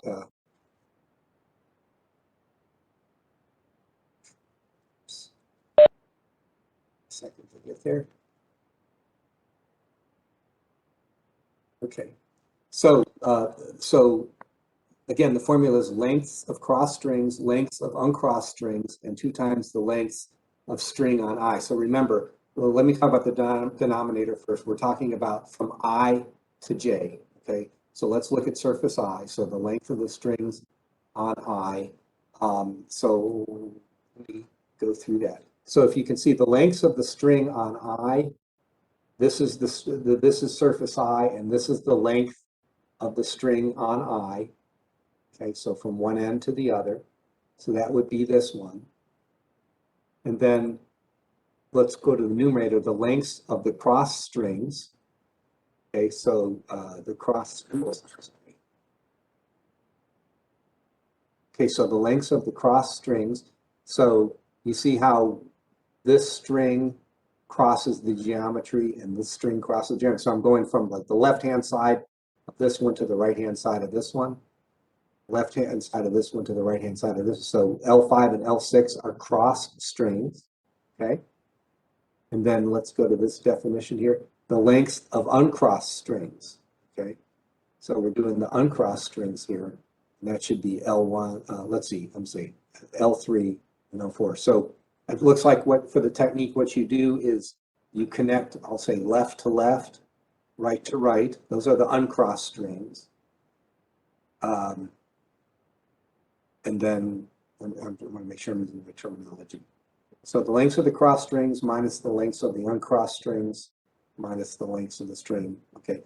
So these are the cross strings. So left to right is crossed. Left to left, right to right is uncrossed, and then the string that goes across surface I would be this one. I hope that clarifies. I tried to color code everything in the example so that you would have a one-for-one match. Then there's a follow-on comment. Surface L1 could be curved convex, and the method can accommodate obstructing intervening surfaces. You know, I do not. Honestly, I'd have to think about that. I would encourage you to look up, whoever asked that, it's a good point. I would encourage you to look up cross-string method online because I don't want to tell you anything incorrect. I thought about it about as much as I did to put together this example. So I'm sure you can find plenty of examples of cross-string online. Sorry, I don't have a better answer for you. Then I see there's one here about, in general, would you say specular radiation is more conservative than diffuse? I wouldn't say that because it's not an issue of one being more conservative than the other. It has to do with what actually correctly modeling the physics. The example I gave before of, let's say a concave specular surface, the danger there is when you get, let's say, solar radiation on something like that, then it has the potential to focus energy. If you analyzed it specularly, you would see that. If you analyzed it from a diffuse perspective, you it wouldn't be concentrating the energy that way. But in reality, if your surface is diffuse, then there's no need to analyze it specularly because it wouldn't concentrate the energy. So that would be kind of an incorrect application of a specular analysis. So I wouldn't put it in terms of conservative than diffuse. I would just say it's just really important to model it with its accurate physical characteristics. Welcome everyone to the short courses room. Steve is going to pick up his short course for part 2 on gray body factors. So whenever you want to start, Steve. Thanks very much, and welcome back, everyone. I hope everyone enjoyed the lunchtime keynote talk. Lofted is a fascinating project. I really look forward to its flight in the coming months here. So hopefully we have everybody back that we had before lunch, and anybody who's new, welcome. We're going to pick up with where we left off. We're going to start a discussion of gray body factors, and just to review where we've been to this point, we're going to be talking about form factors, gray body factors, and eventually radiation conductances or RAD-Ks. We spent some time during the first part of the session talking about form factors, and form factors, I think it's really important to understand along this pathway towards getting radiation conductors. But if you think about it, form factors in and of themselves aren't extraordinarily useful in your analysis. They're not used directly in your thermal model. Gray bodies are also not directly used, but it's important to see how these are calculated because you're just one step away from getting a radiation conductance from them. The benefit of having studied form factors is that you're going to see there's some techniques.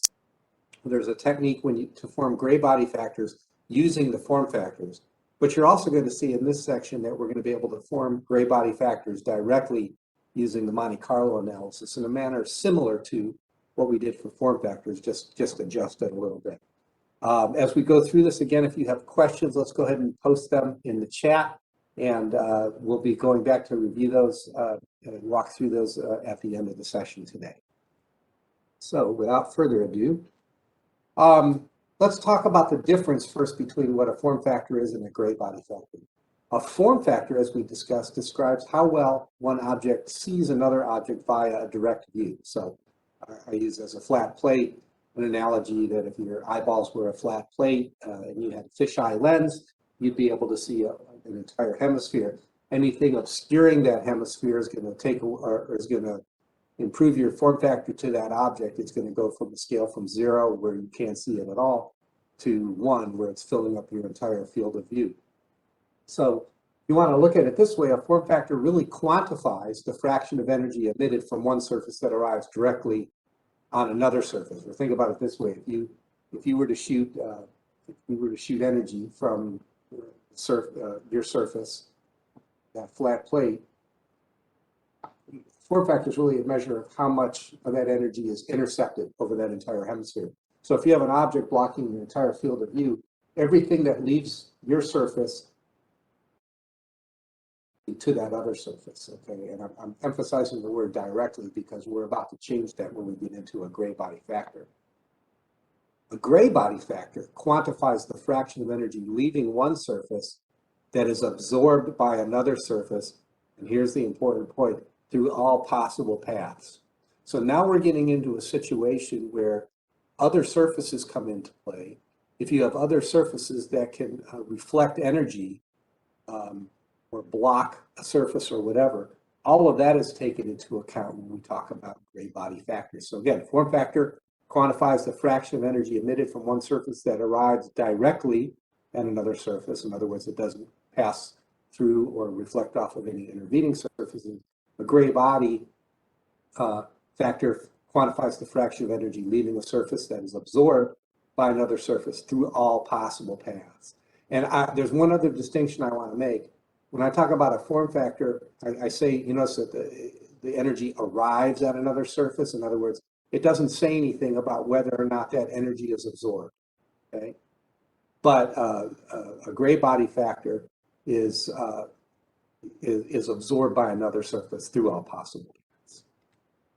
So the best way I like to describe this is to offer an analogy. Perhaps some of you have been to a carnival or something like that, where one of the amusements is like a hall of mirrors or a maze of mirrors, where you walk through this maze and the walls are made of mirrors, and perhaps a friend of yours is standing in another part of the mirror maze, and you'd be able to, through multiple reflections, be able to see her or him, right?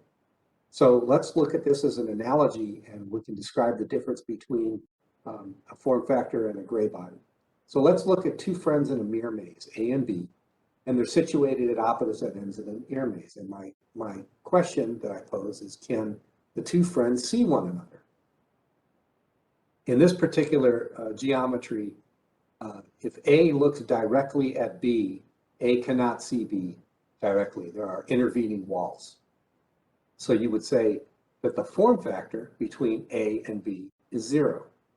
So again, A cannot see B directly, therefore there is no form factor between them. But let's remember, we're in a mirror maze here, okay? So there's the possibility that your friend is standing in a location where, when you look at the right angle through one of the mirrored walls, you might be able to see your friend via reflection, as I'm showing here in this example. So in this case, the gray body factor between A and B is greater than 0 by analogy. This isn't a calculation of the gray body factor. I'm just trying to show you an analogy.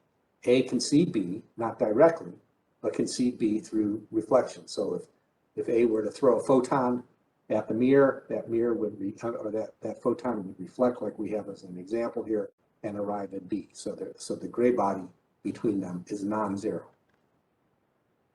But if you've ever been in a mirror maze, one thing you know is sometimes you see many, many, many images of your friend standing at the other end. And the reason for that is because there's multiple ways via reflection to get from A to B. So I'm showing a few examples here colored in red, green, and blue, respectively. And this is the important point to drive home about a gray body factor, is that the amount of energy that leaves A and is absorbed at B via all possible paths.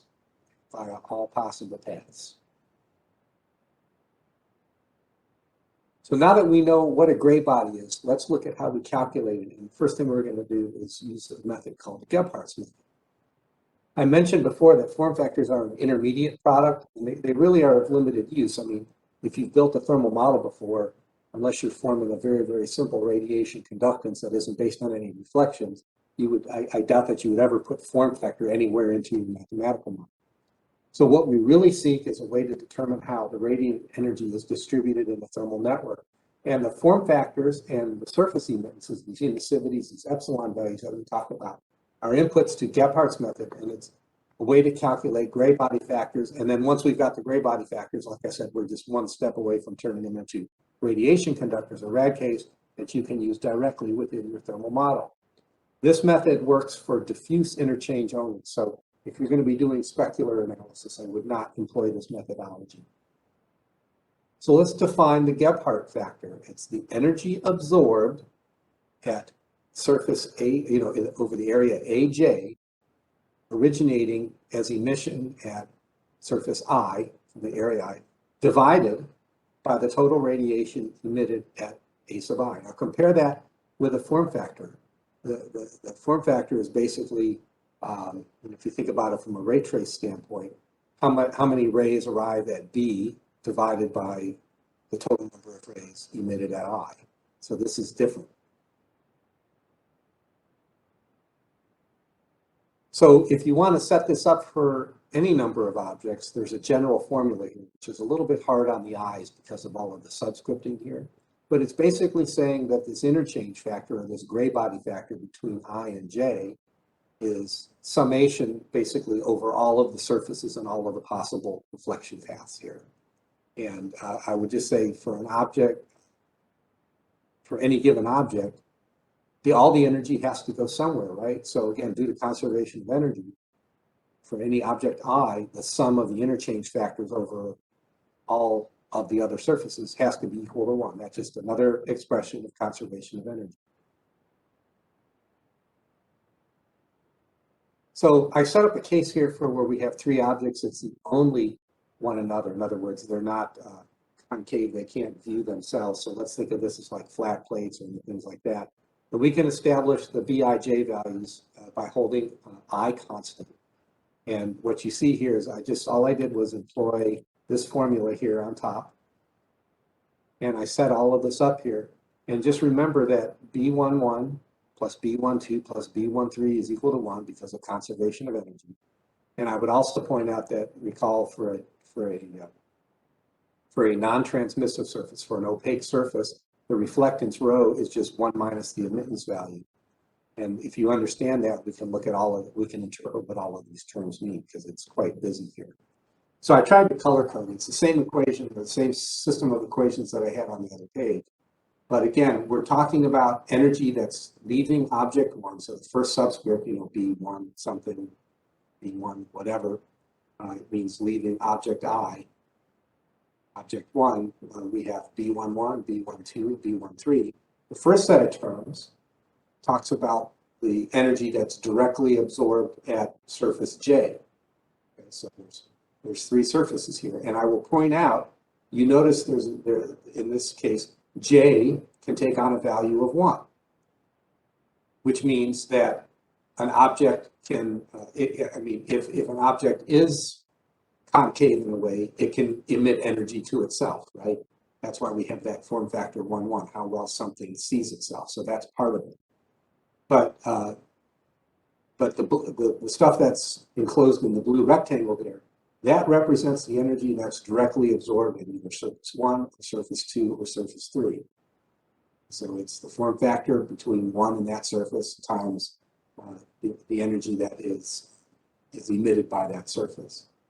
And then the stuff that's boxed in red is the energy that reflects off of 1 and is absorbed by either 1, 2, or 3. So it can, if you think about a network of surfaces here, let's say they have highly emissive surfaces here. Surface 1 could emit energy. It could reflect around the network a little bit, come back and hit itself again, reflect around the network some more, and come back and hit itself again. So what you're seeing here is something that's very, very powerful. It's taking into account all of the possible heat transfer paths, including multiple reflections, things like that. Similarly, the orange box talks about what's reflecting off of 2 and is absorbed, and what's reflecting off of 3 and is absorbed for the green. And again, B1J, J is 1, 2, or 3, has to sum to unity. So at this point, I like to offer a real-life example, because it's sometimes hard to physically interpret what's going on with these equations. So what I usually tell people to do is you can actually do an experiment at home to help you, at least in the visual spectrum, understand what's going on. So in your house or your apartment at night, turn off all of the lights and close all of the shades so that no light is coming in from the outside. And then pick a room, I don't know, let's say a bathroom, and turn a light on in that bathroom, and then walk down the hallway to a bedroom or a living room, whatever. And if you stand there and watch, what you're going to see, if you have light, certainly more easily so, if you have light-colored walls in your house, is you're going to see energy spilling out of that bathroom. You see light spilling out of that bathroom and reflecting off of the hallway lights, or ceiling, or whatever. And a couple of rooms away, because of all of these reflective paths that this light has taken, you're going to see some light spilling into the room that you're in. Now, of course, this is dependent on the geometry of your house. Might be fun to see how many rooms, how far away you can get from it and still see some influence of light spilling. But chances are the walls in your house are lightly painted, or light painted a light color, so that a lot of the energy reflects. And chances are it's a diffuse or mostly diffuse type surface. And I offer this up as kind of a very striking visual analogy that tells you what's going on when you're calculating gray body factors. In this particular instance, we're looking at how much energy leaves surface 1, we'll call that the bathroom, reflects over all of the other surfaces, the hallway, bath, the bedroom, whatever, and arrives at B, which is your eyeballs, or the surface represented by your eyeballs. So if you're ever having a little bit of difficulty understanding what a gray body is doing, I offer that visual image. So let's apply Gebhardt's method, and we're going to end up with a solution that hopefully many of you are familiar with just from your experiences you had with spacecraft radiation thermal analysis. Let's look at 2 infinite parallel plates with specified properties. So again, the key here is infinite. plates because when they're infinite plates, it really doesn't matter how far apart they are from one another because the form factor between 1 and 2 or the form factor between 2 and 1 is equal to 1. Again, they're flat plates, so form factor 1 has no form factor to itself, nor does form factor 2. So you can't imagine a more simple geometry. You've got two infinite parallel plates, perfect form factor with one another, and no form factor to themselves. And if we apply that same expression as we did a few pages back, we have, for surface 1, then we have the interchange factor with itself, 1 to 1, which is on top, and 1 to 2, and 2 to 1, which is on the bottom, just applying the formula and the subscripts. And now what we're going to do is we're going to rearrange things a little bit, and then we're going to group similar terms together like we have on the bottom. And it does look a little bit messy, but what's nice about it is it ends up being in a matrix.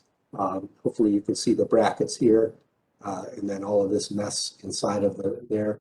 You have B11, B21, and then expressions for the emissivity and form factors. And just so you know where we're headed with this, we're headed for solutions for B11 and B21. Again, for the infinite parallel plates, remember that our form factors are either unity or 0.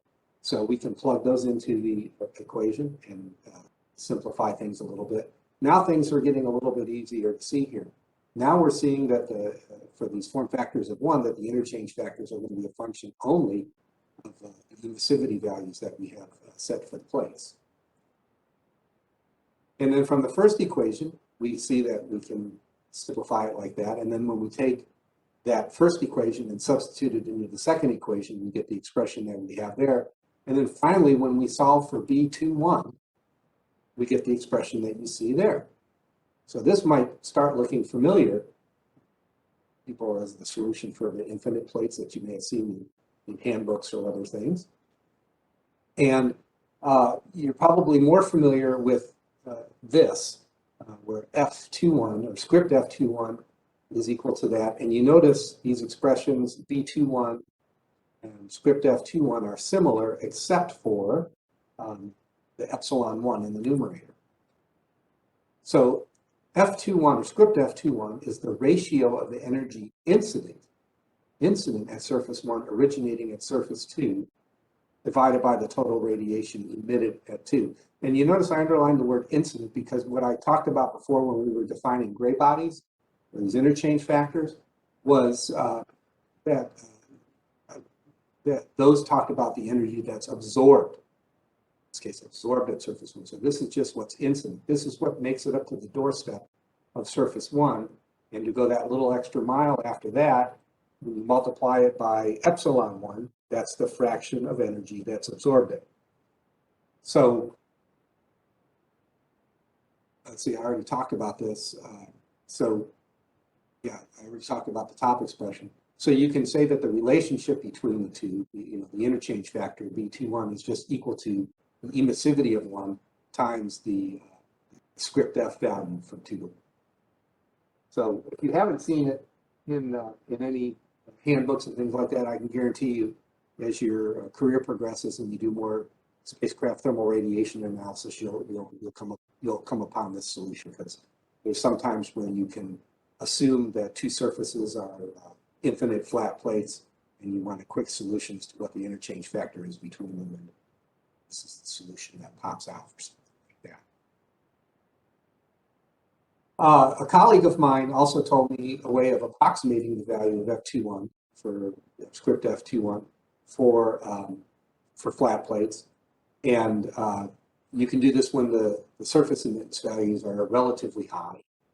And what you do is you just take the expression for F21 that we had and multiply the numerator and denominator by epsilon 1, epsilon 2. So you can see that on the right. And when you do that, it simplifies to epsilon 2 divided by epsilon 2 plus epsilon 1 minus epsilon 1 times epsilon 2.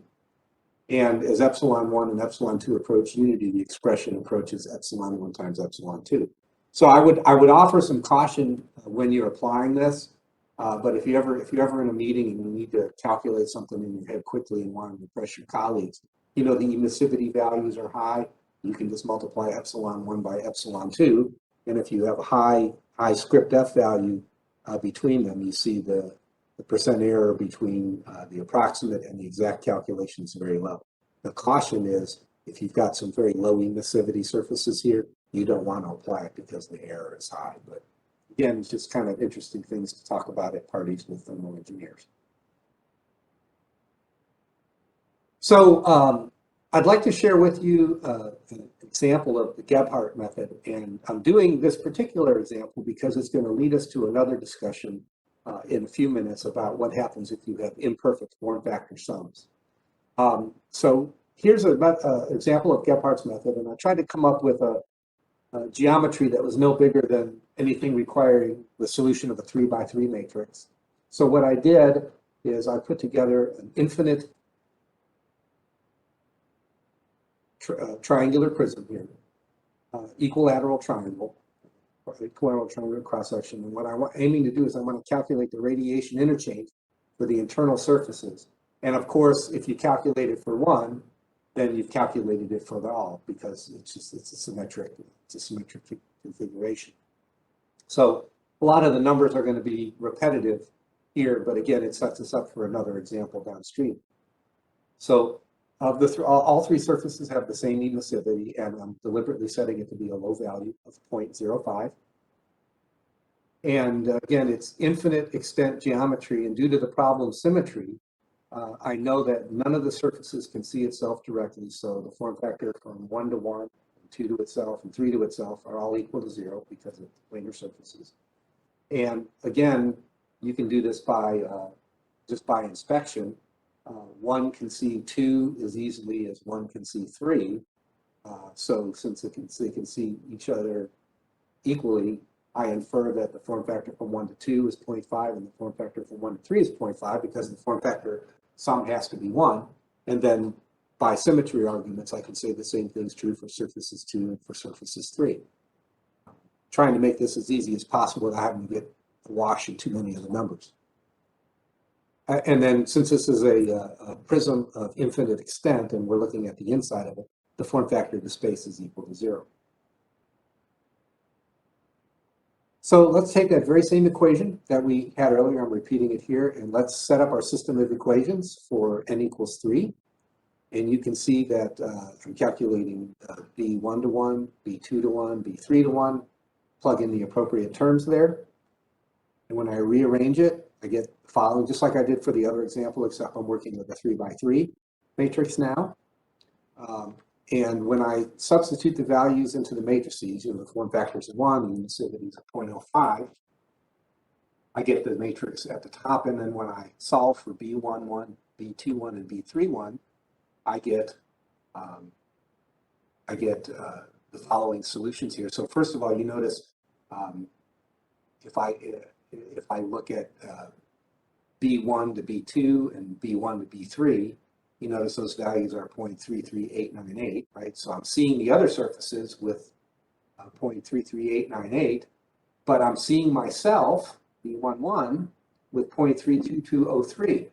And now this is what's really important. This is what draws the distinction between a form factor and a gray body factor, an interchange factor, and that is because of the reflections, I can see myself on surface 1. I can see myself in the other two surfaces. So another way to put it is, if I'm emitting energy onto surfaces that can reflect energy through all of the possible reflection paths, some of that energy will make it back to myself. So that's why B11 is different than B21 and B31, but B21 and B31 are the same because B11 sees them as the same. So again, what you're seeing here is very powerful. You're seeing the fractions of energy that move around in that geometry that are reflecting by all possible paths. Okay, so it's very, very powerful capability. Another way to think of it is, imagine you're working on a spacecraft, something as complex as, let's say, the International Space Station.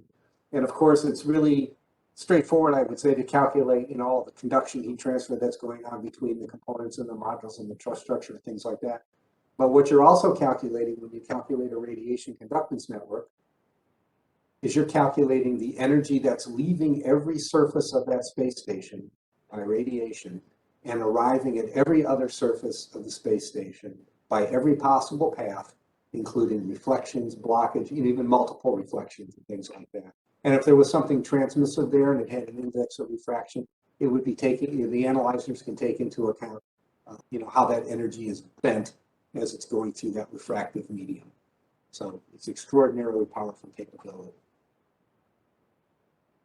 So let's take a look at that very same geometry now, but let's introduce a complicating factor or a confounding factor into it. Let's say I've done a calculation and my form factor sums aren't perfect. And just thinking about where that might come about, some of the older analyzers like Traces, which was an absolutely phenomenal radiation analyzer for its era. It still amazes me how wonderful that tool was. But one of the problems that you had when you calculated form factors is it didn't always add up to a form factor sum of 1.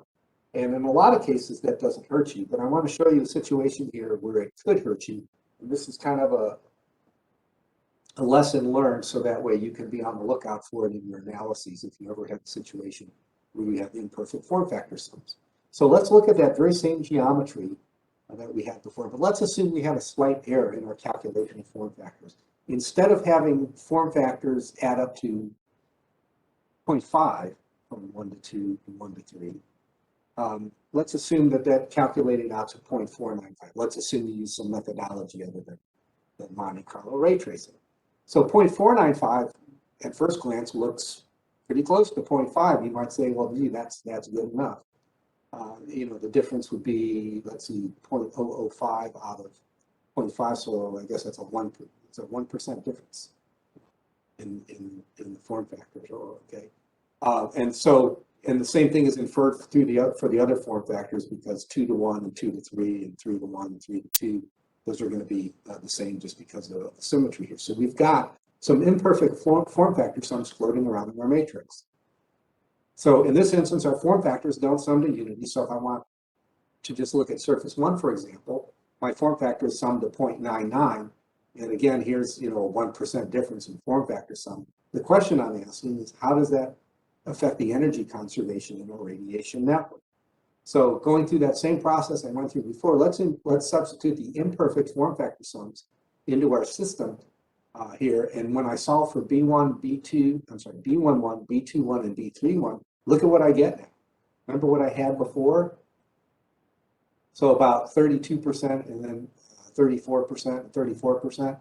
And here I've got 27% and 28% and 28% here. So you're affecting your solution by a handful of percent here. It's more than just that 1% effect.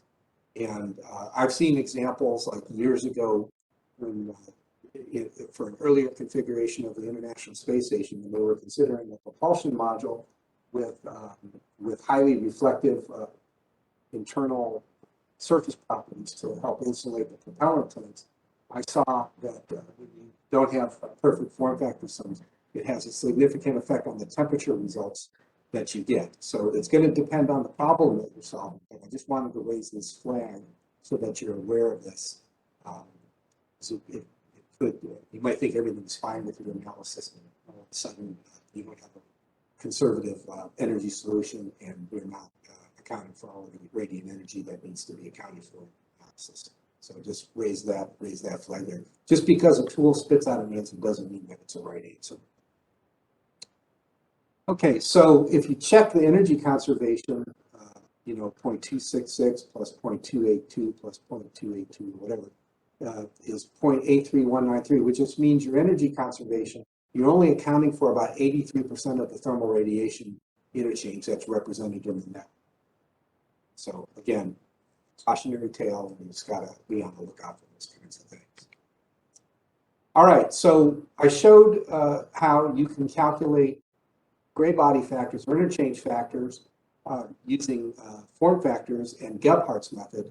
There are actually ways where you can brute force the gray body factors using the Monte Carlo ray tracing, just like we did before.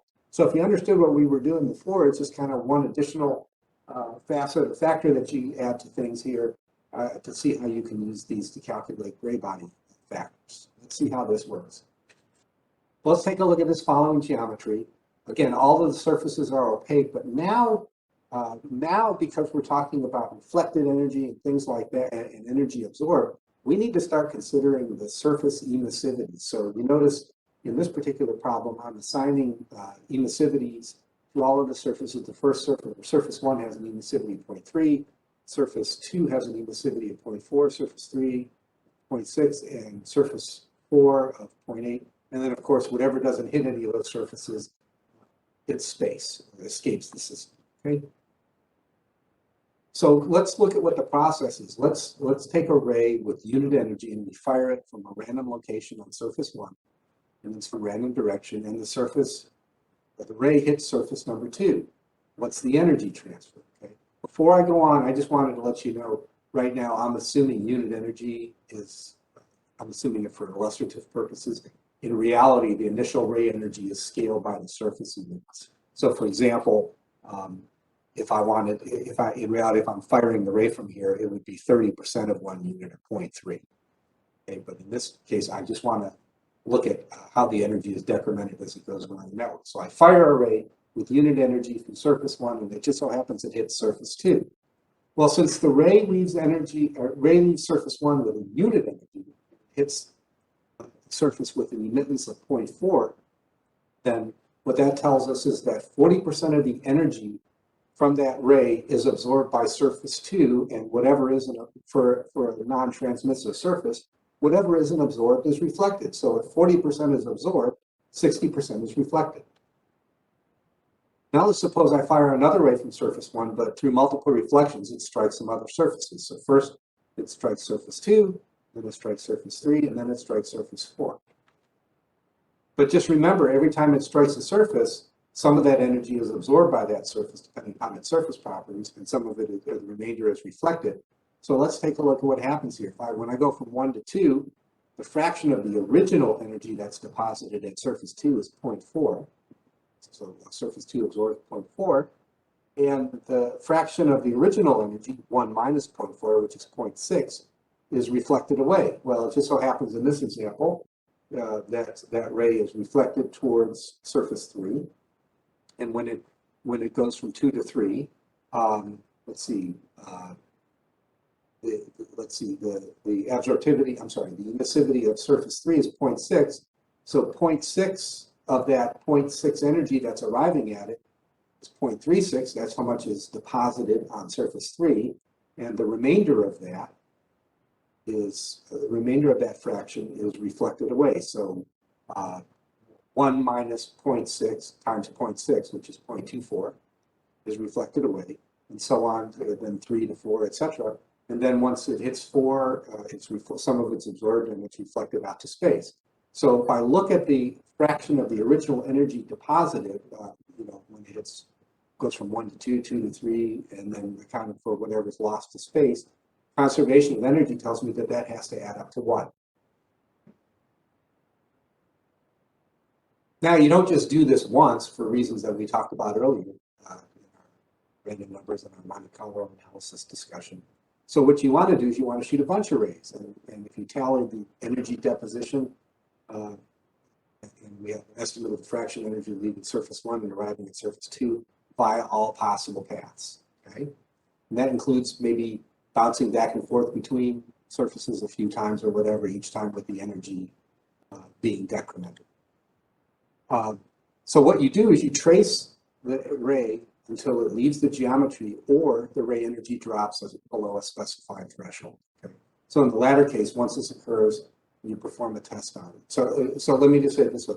Suppose I'm firing a ray. Let's say it starts out with unit energy and it's bouncing around inside an enclosure, and because of the absorption of energy every time it hits the surface, it gets down to some threshold value. Let me just set a value of like 0.001. So that ray bounces around until it has about 1,000th of the original energy that it has. And then after that point, you want to find some way of terminating the ray to save yourself some time on the analysis. So the next surface it hits, you perform a test on it. You generate a random number. If that ray energy is above, let's see, if it's below what the emissivity value is, then I think you completely absorb the ray, otherwise you completely reflect it. bottom line is you establish some criteria so that you don't trace the ray forever, because it'll just keep tracing it until it gets down to such a minuscule amount of energy. You won't get your analysis done in a short time. And what this does, this process of terminating the ray, gives you an opportunity for energy conservation. So you have to realize in an enclosure, rays can undergo a lot of bounces before that ray energy drops below the threshold value. So what I did here is I built a box enclosure, and I put an emissivity of 0.05 in there, and I just fired a single ray around there. And what you're seeing is how many times that ray bounces around. Every time that ray bounces around, it loses 5% of its energy, and then it has to get to a point where they just have to terminate it. But what's really nice about this example, though, is even for a single ray, you can see how well, or you can see the physics behind how a low emissivity surface or low emissivity enclosure really helps distribute the energy around. If the walls were very high emissivity, let's say in the limit I had an emissivity of 1, if I fired a ray from any surface, it would go to the first surface it hit, it would, I would say it sticks. But really what happens is all of the energy of that ray is absorbed. Here you have a situation where it's bouncing around and bouncing around until some termination criteria is applied. Excuse me 1 second. You talk for hours, you have to take a little water break. So just like we went through the statistics of form factors, you can apply the statistics to the gray body solutions as well. And again, the point I want to drive home here is that the smaller the coupling, the more rays it will take to get a low error solution. The higher the coupling, the higher the interchange factor, and the fewer rays that you have to do. So let me stop at this point and just kind of mention something that's really important. And I'm gonna think back to the days, perhaps some analysts are on telecom here that have used programs like Traces versus Monte Carlo programs like TSS and RadCal. If you use Traces, the tendency was for the smaller radiation couplings, the smaller interchange factors, to be more accurate than the ones that were, like two surfaces that were small and far away from another give you a pretty accurate solution. You sometimes had concerns when you had two large surfaces that were very close together.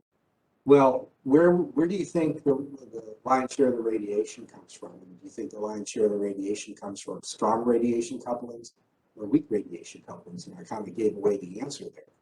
You might expect, unless there's a big temperature difference, or unless you're coupling these with space, you would expect more predominant radiation heat transfer paths to be ones where you have the strong couplings. In other words, objects that are close together have high interchange factors versus the small ones.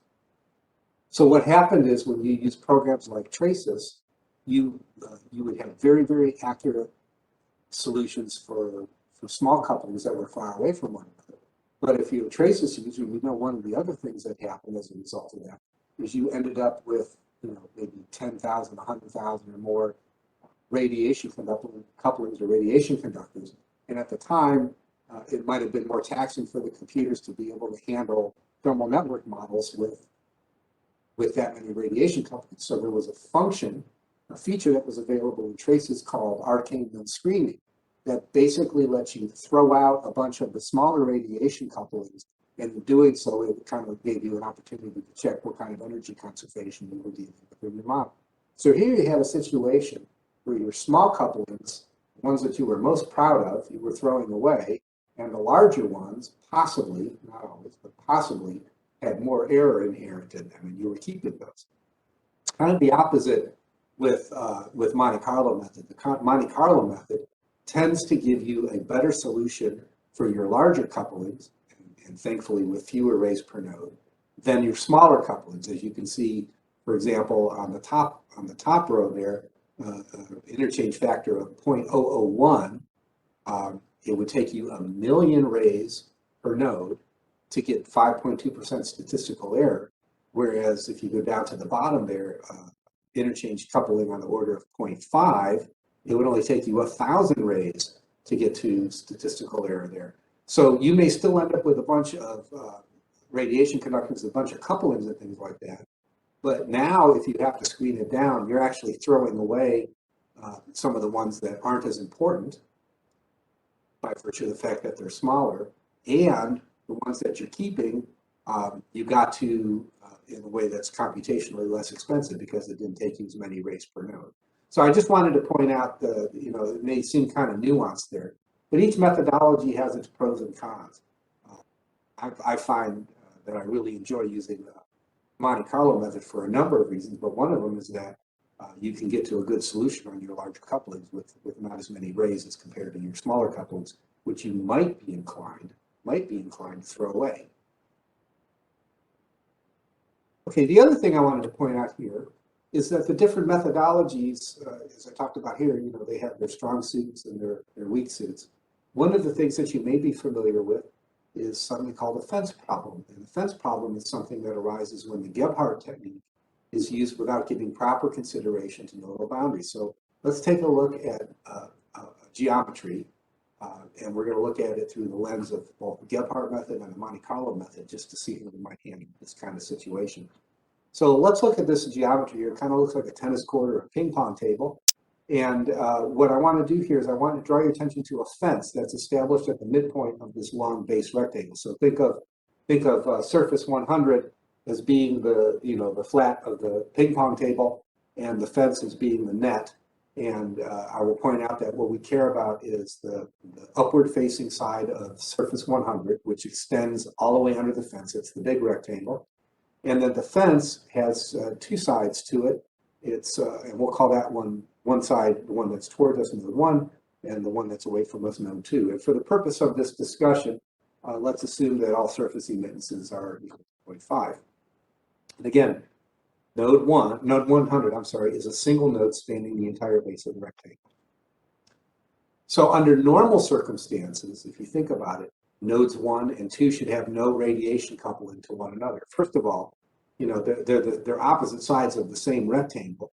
So from a view factor standpoint, there's no way that, if the surface normal of 1 is pointing to the lower, it's pointing kind of to the southwest, and the surface normal for surface 2 is pointing to the northeast, then there's no way that surface 1 could see surface 2. And I would also argue that there's really no way that any radiation from surface 1 can make it to surface 2 in the real world here through any reflections. You just can't see one. But with Gebhardt's method, when you have energy that's incident onto the base rectangle, it's assumed to be distributed and re-reflected from the entire area. So let's take a look at this. The blue vertical in the middle is our net for our ping pong table. Surface 1 is to the left, and if I'm radiating energy from surface 1, then some of that strikes surface 2, and because the emissivity is not 1, it's reflected from, surface 1 hits 100, it hits the base rectangle. And it's re-radiated, but in the assumption of Gebhardt, it's re-radiated from that entire base rectangle. Okay? So what that means is some of that energy leaks underneath the net, and as you can see, it's radiated.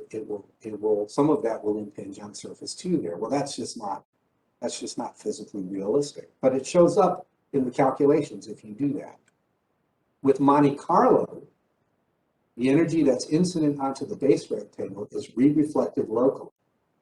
Again, the base rectangle, node 100, is still one node. If I'm shooting rays from node 1, those red rays that go off to the left there, you notice wherever they hit, they're reflected. Some of the energy is absorbed, but some of the energy is reflected from the location where it's at. And you notice that nothing sneaks under the net and makes it to node 2. So now let's consider that same geometry, but with the base rectangle divided into 2 nodes. So instead of 100 for our ping pong base, we have nodes 100 and 101. So now it's broken down into 2.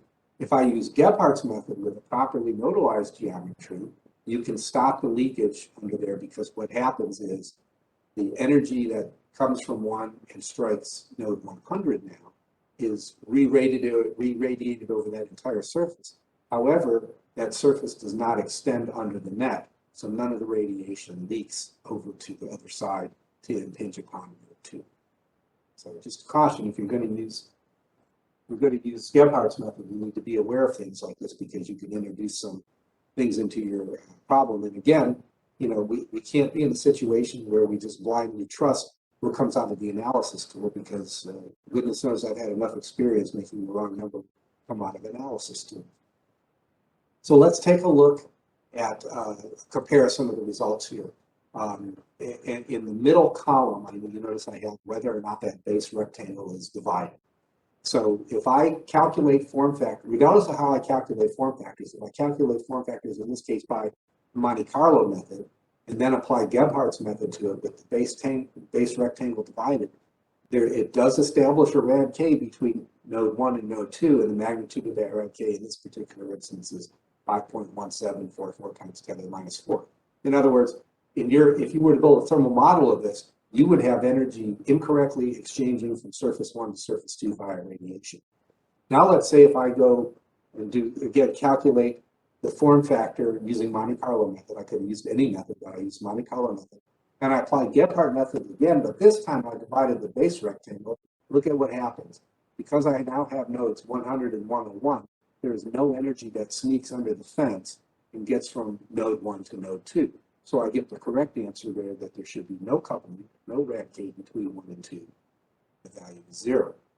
And also, if I go off and calculate Monte Carlo gray body factors like I showed you a few slides back, and again, if I did not divide the rectangle, the Monte Carlo method does not experience the leakage of the radiation that we talked about with the Gebhardt method. So even if I don't divide that base rectangle into 2, I get the correct answer because the rad K from 1 to 2 is 0.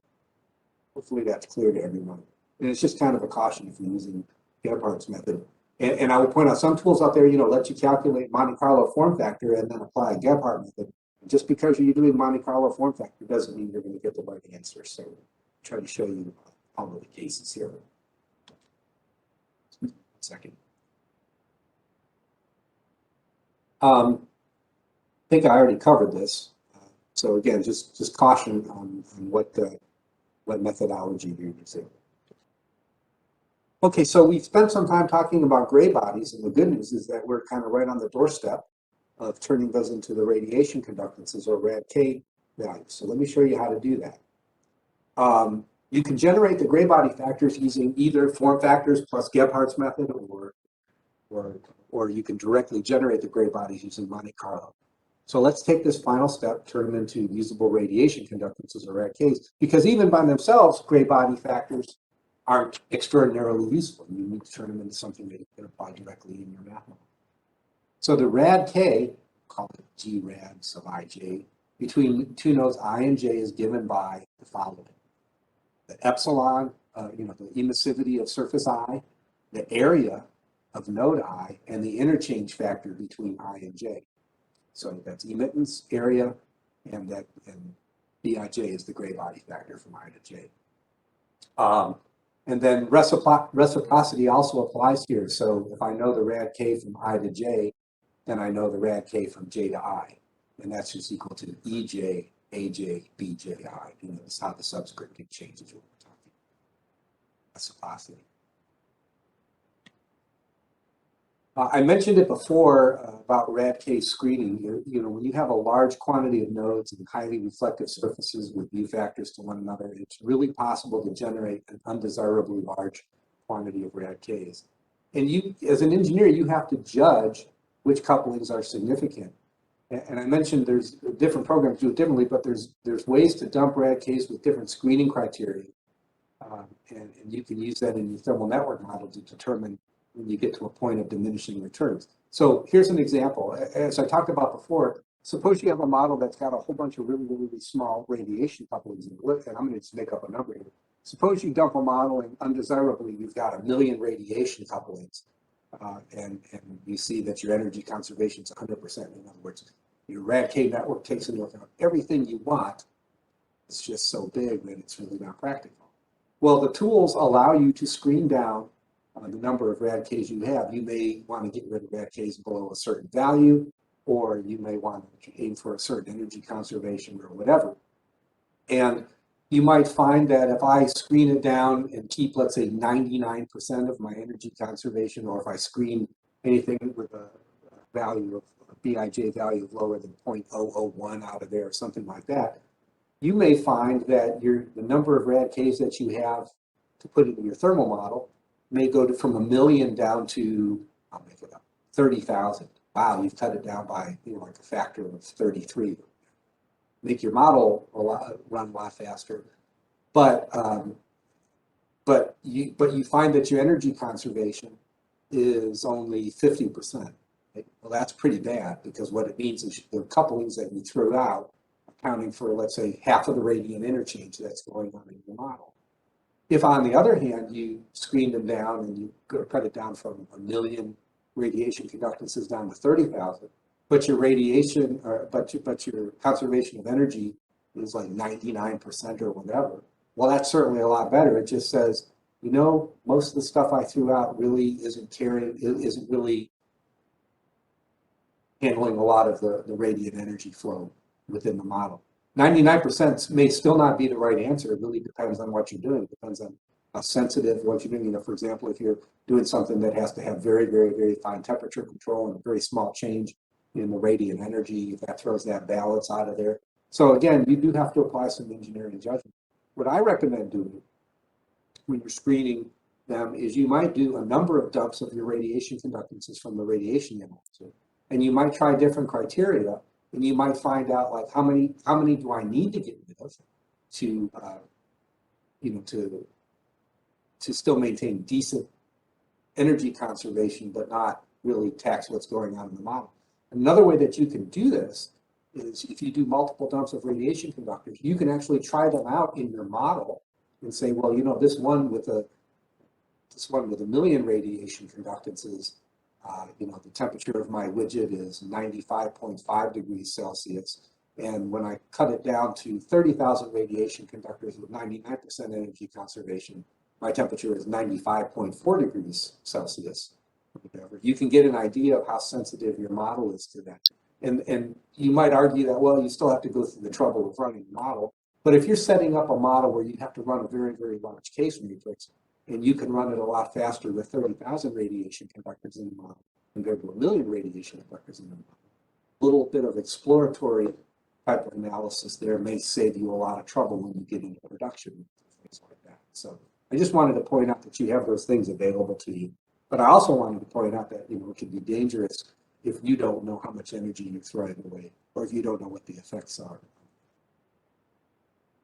So the last thing I want to cover today is giving you an example of an application and analysis. And we've been able to generate the form factors, the gray bodies, and the radiation conductors. And as you saw, it was such a small step to go from gray body or interchange factor to radiation conductor. Now that we have the radiation conductors, let's go ahead and put them in a model. So for the example I have here, let's consider the interior surfaces of this 6-sided box. And let's say that the box is 1 meter by 1 meter by 1 meter, and the interior surface emittance is 0.8 on all surfaces. And let's say we're going to take side 1 and maintain that at 100 degrees C. Sides 2 and 6 are maintained at 20 degrees C. And for the purpose of this, so as to not mask any of the effects here, what we're going to consider in this model is only radiation. In other words, this box is not metal that's connected to one another. What we're going to say is that the sides are just simply radiating to one another. And what I want to know, so side 1 is maintained at 100 C, and sides 2 through 6 are maintained at 20 degrees C. So these are all boundary conditions here. And what I really want to know here is how much heat transfer is there between side 1 and the other sides of the boxes, okay? So the form factor solution for the opposing parallel plates, sides 1 and 2, as we showed earlier, is an exact solution of 0.2. And for the form factors to sum to unity, remember we showed that basically the form factor from side 1 to all of the other, or to each of the other sides is 0.2, right? So we know all of those form factor pairs at the bottom, plus the form factor from 1 to 2 is 0.2. And if we want to solve this using Gebhardt's method, the system of equations, again, expanding on that, would be this nasty mess here. Okay. And when I rearrange that and I solve for it, I get the following values here. You can see, surface 1 to itself is going to be less than surface 1 is to the other ones, but you would expect the interchange factor to be 1. So interchange factor to be the same from 1 to all of the other ones. And again, this isn't taking into account just the interchange between 1 and 2. This is like between 1 and 2 via all possible paths. So after reflections off of other surfaces, after reflections off of itself. So there's a lot wrapped up into each of these interchange factor numbers here. Okay. And again, to obtain our rad Ks, we just simply multiply the interchange factors by the area and the emittance of side 1. Okay. And if we want to use Gebhardt's method, we can use Gebhardt's method using Monte Carlo generated form factors. And we'll present this solution as well using 1,000,000 rays per node. And we'll assume reciprocity to find Fji given Fij. And then finally, we'll form our radiation conductors directly using Monte Carlo generated gray bodies, again, using 1,000,000 rays per node. So just at a 10,000 foot level here, we're going to, we know the exact solution, and we calculated the rad Ks based on that exact solution. Then we're going to do Monte Carlo generated form factors and use Gebhardt methods. And then we're just going to brute force rad Ks using Monte Carlo generated interchange factors. So we're going to have the best of all worlds here. Okay, so let's look at the solution. And again, this is from node 1 to itself, and then to nodes 2, 3, 4, 5, and 6. And then if you remember, the exact form factor solution is in the exact column.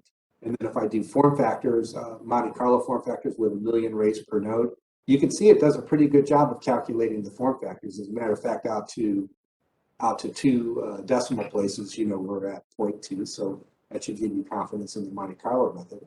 Now let's take a look at the radiation conductor values that we have. The exact, if I take the exact form factor solution and apply Gebhardt to it, then you can see the interchange factor, the radiation conductor from 1 to itself is 0.03, and the radiation conductor to each of the other sides, because the form factors in each of the other sides is 0.2. You can see we get the same value for that. If I were to apply Monte Carlo form factor arrays and then the Gebhardt solution, then you can see, again, we get pretty close to it. I think at least out to 2 or 3 decimal places, you can see Monte Carlo form factors and the Gebhardt solution are working. And then Monte Carlo with 1,000,000 rays, well, it doesn't generate a form factor. It doesn't generate an interchange rad K to itself, because an object is the same temperature as itself, so it's not going to spit out a rad K for that. And truth be told, if you generated rad Ks to yourself using the other method, it would just kind of drop out, because remember, it's based on the delta temperature. The delta temperature between something and itself is 0. So that radiation heat transfer path is just kind of, it's extraneous. You don't need it.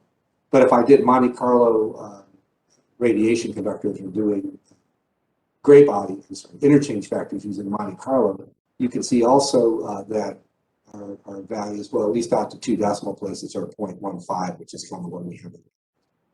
So by and large, you're getting pretty good solution using those numerical solutions. Of course, here we have an exact solution to check it against, but most of the stuff that you're up against, you won't have an exact solution for those kinds of things. And then if you want to calculate the heat flow, again, Q dot 1 to 2, which is in energy per unit time, is just sigma times epsilon area, interchange factor, and then the delta T's. And what you can see is the heat transfer from 1 to 2, in this case, would be 104.6 watts. And then by similarity arguments, the heat transfer between side 1 and all of the other sides is the same value, because we have the same radiation. For me, that gives you a complete example of what we're trying to do here. So about ready to wrap it up here. Just as a summary, I had a discussion of form factors, gray bodies, radiation conductors. I showed you some analytical formulations for a variety of methodologies. Hopefully, I pointed out some of the pitfalls that are associated with with these methodologies. Again, just because a tool spits it out does not mean it's correct. You can make any tool give you an incorrect answer, and it requires experience and it requires some judgment on the part of engineers. And I would say also, if you're new to this area, go rely on your mentors, your peers, ask them questions about it. That's the best way to continue learning about that. And then, of course, at the end here, we showed some sample problems or a sample problem to aid in your understanding of things here. I do want to just take a second here and acknowledge my technical discipline team for their review and comments when I developed this lesson years back. And I also want to thank Matt Garrison and Karen Mosier of Goddard for their review of the lesson and also for their comments on it. I think it helped clarify the presentation. It was always good to see how someone else saw the lesson so that you can make it better. I wanted to point out that there's a number of great references that I used for all of this on these charts here. And then, let's see, I also just wanted to point out that there's some additional information I mentioned earlier. If you were to get the second one down by Jack Howell, there's a catalog of radiation heat transfer configuration factors that are exact solutions. So you can see it at that link right there. So that's really a great thing to go through to appreciate what people went through to do the solutions to those, because some of those integrations can get to be very nasty. And the thermal radiation heat transfer, which is kind of the classic Siegel, those references. And then I'll leave this up here for a minute. I would ask you not to call me on the phone, and the reason for that is because when we were kind of out of the office for COVID, I wasn't accessing that. So I would encourage you, if you have, a matter of fact, I would kindly ask you if you have any comments or questions after the course is over today, to email me at stephen.l, that's an L, .rickman@nasa.gov, and I'm happy to hear your thoughts and your correspondence on it.